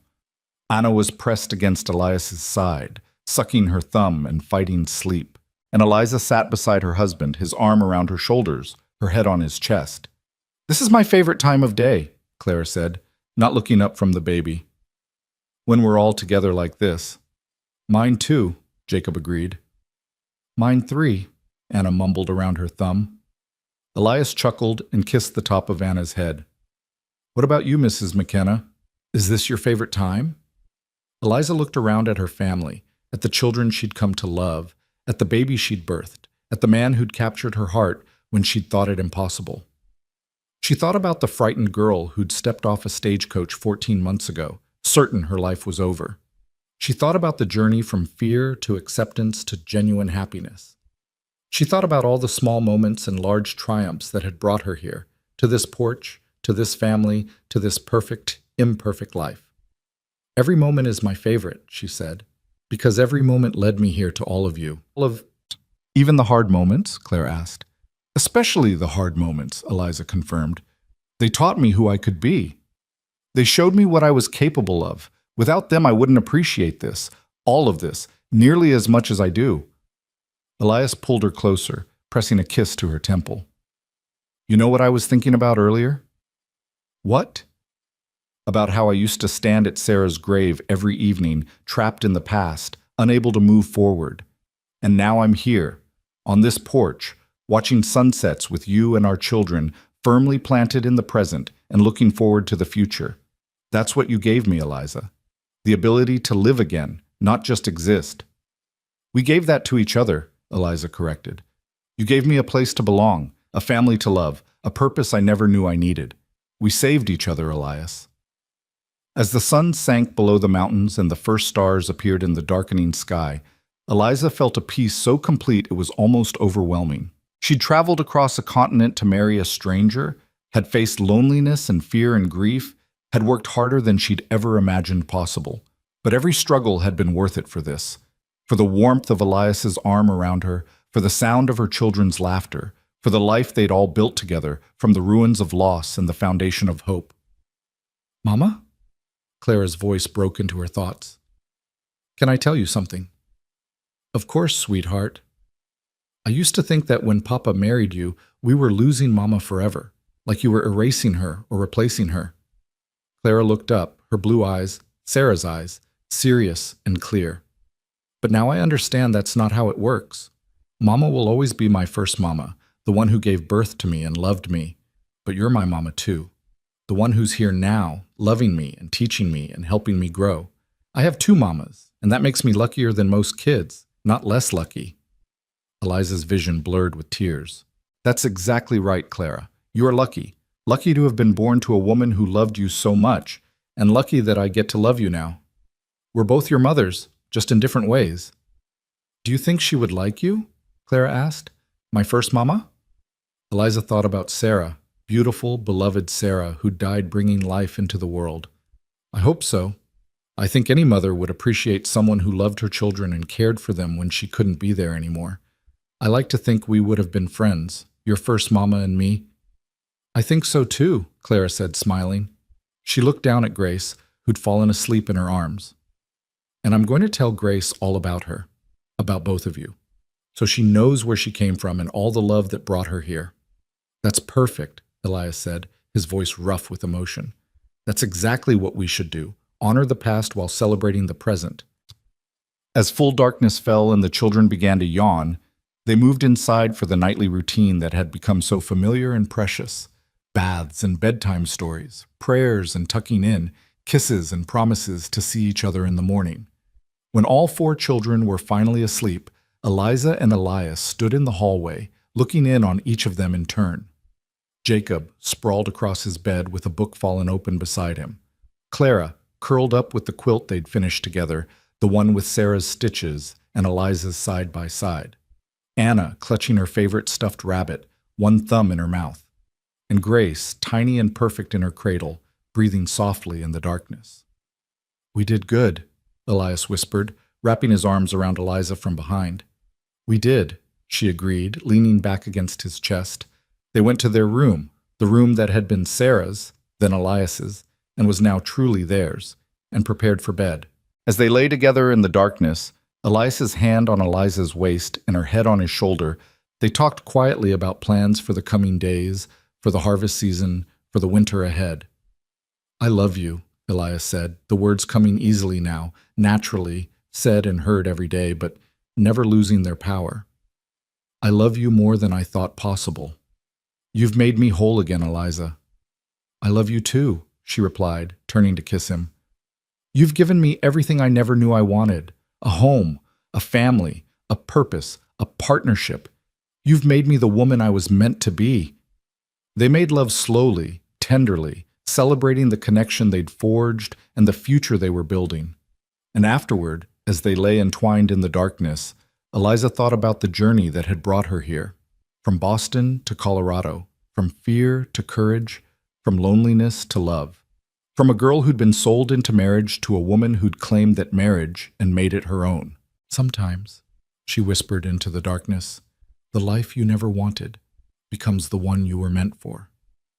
"And sometimes," Elias replied, "the person you didn't choose becomes the one you couldn't imagine living without."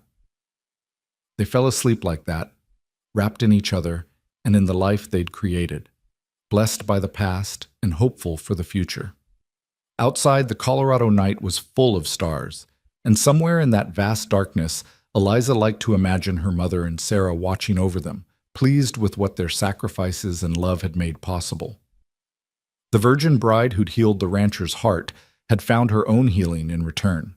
She'd built a family from fragments, created love from duty, and discovered that sometimes the greatest blessings come wrapped in the most unexpected packages. She was Eliza McKenna now, wife and mother, pioneer and partner, a woman who'd journeyed across a continent and found home in the last place she'd expected. And as the seasons turned and the years passed, as children grew and the ranch prospered and love deepened into something unshakable, Eliza would look back on that terrified girl who'd stepped off a stagecoach into an uncertain future and barely recognize her. That girl had been transformed by love and work and the simple daily choice to embrace life rather than merely endure it. The life she'd been given had become the life she'd claimed, and that, Eliza knew with absolute certainty, was the most beautiful ending of all.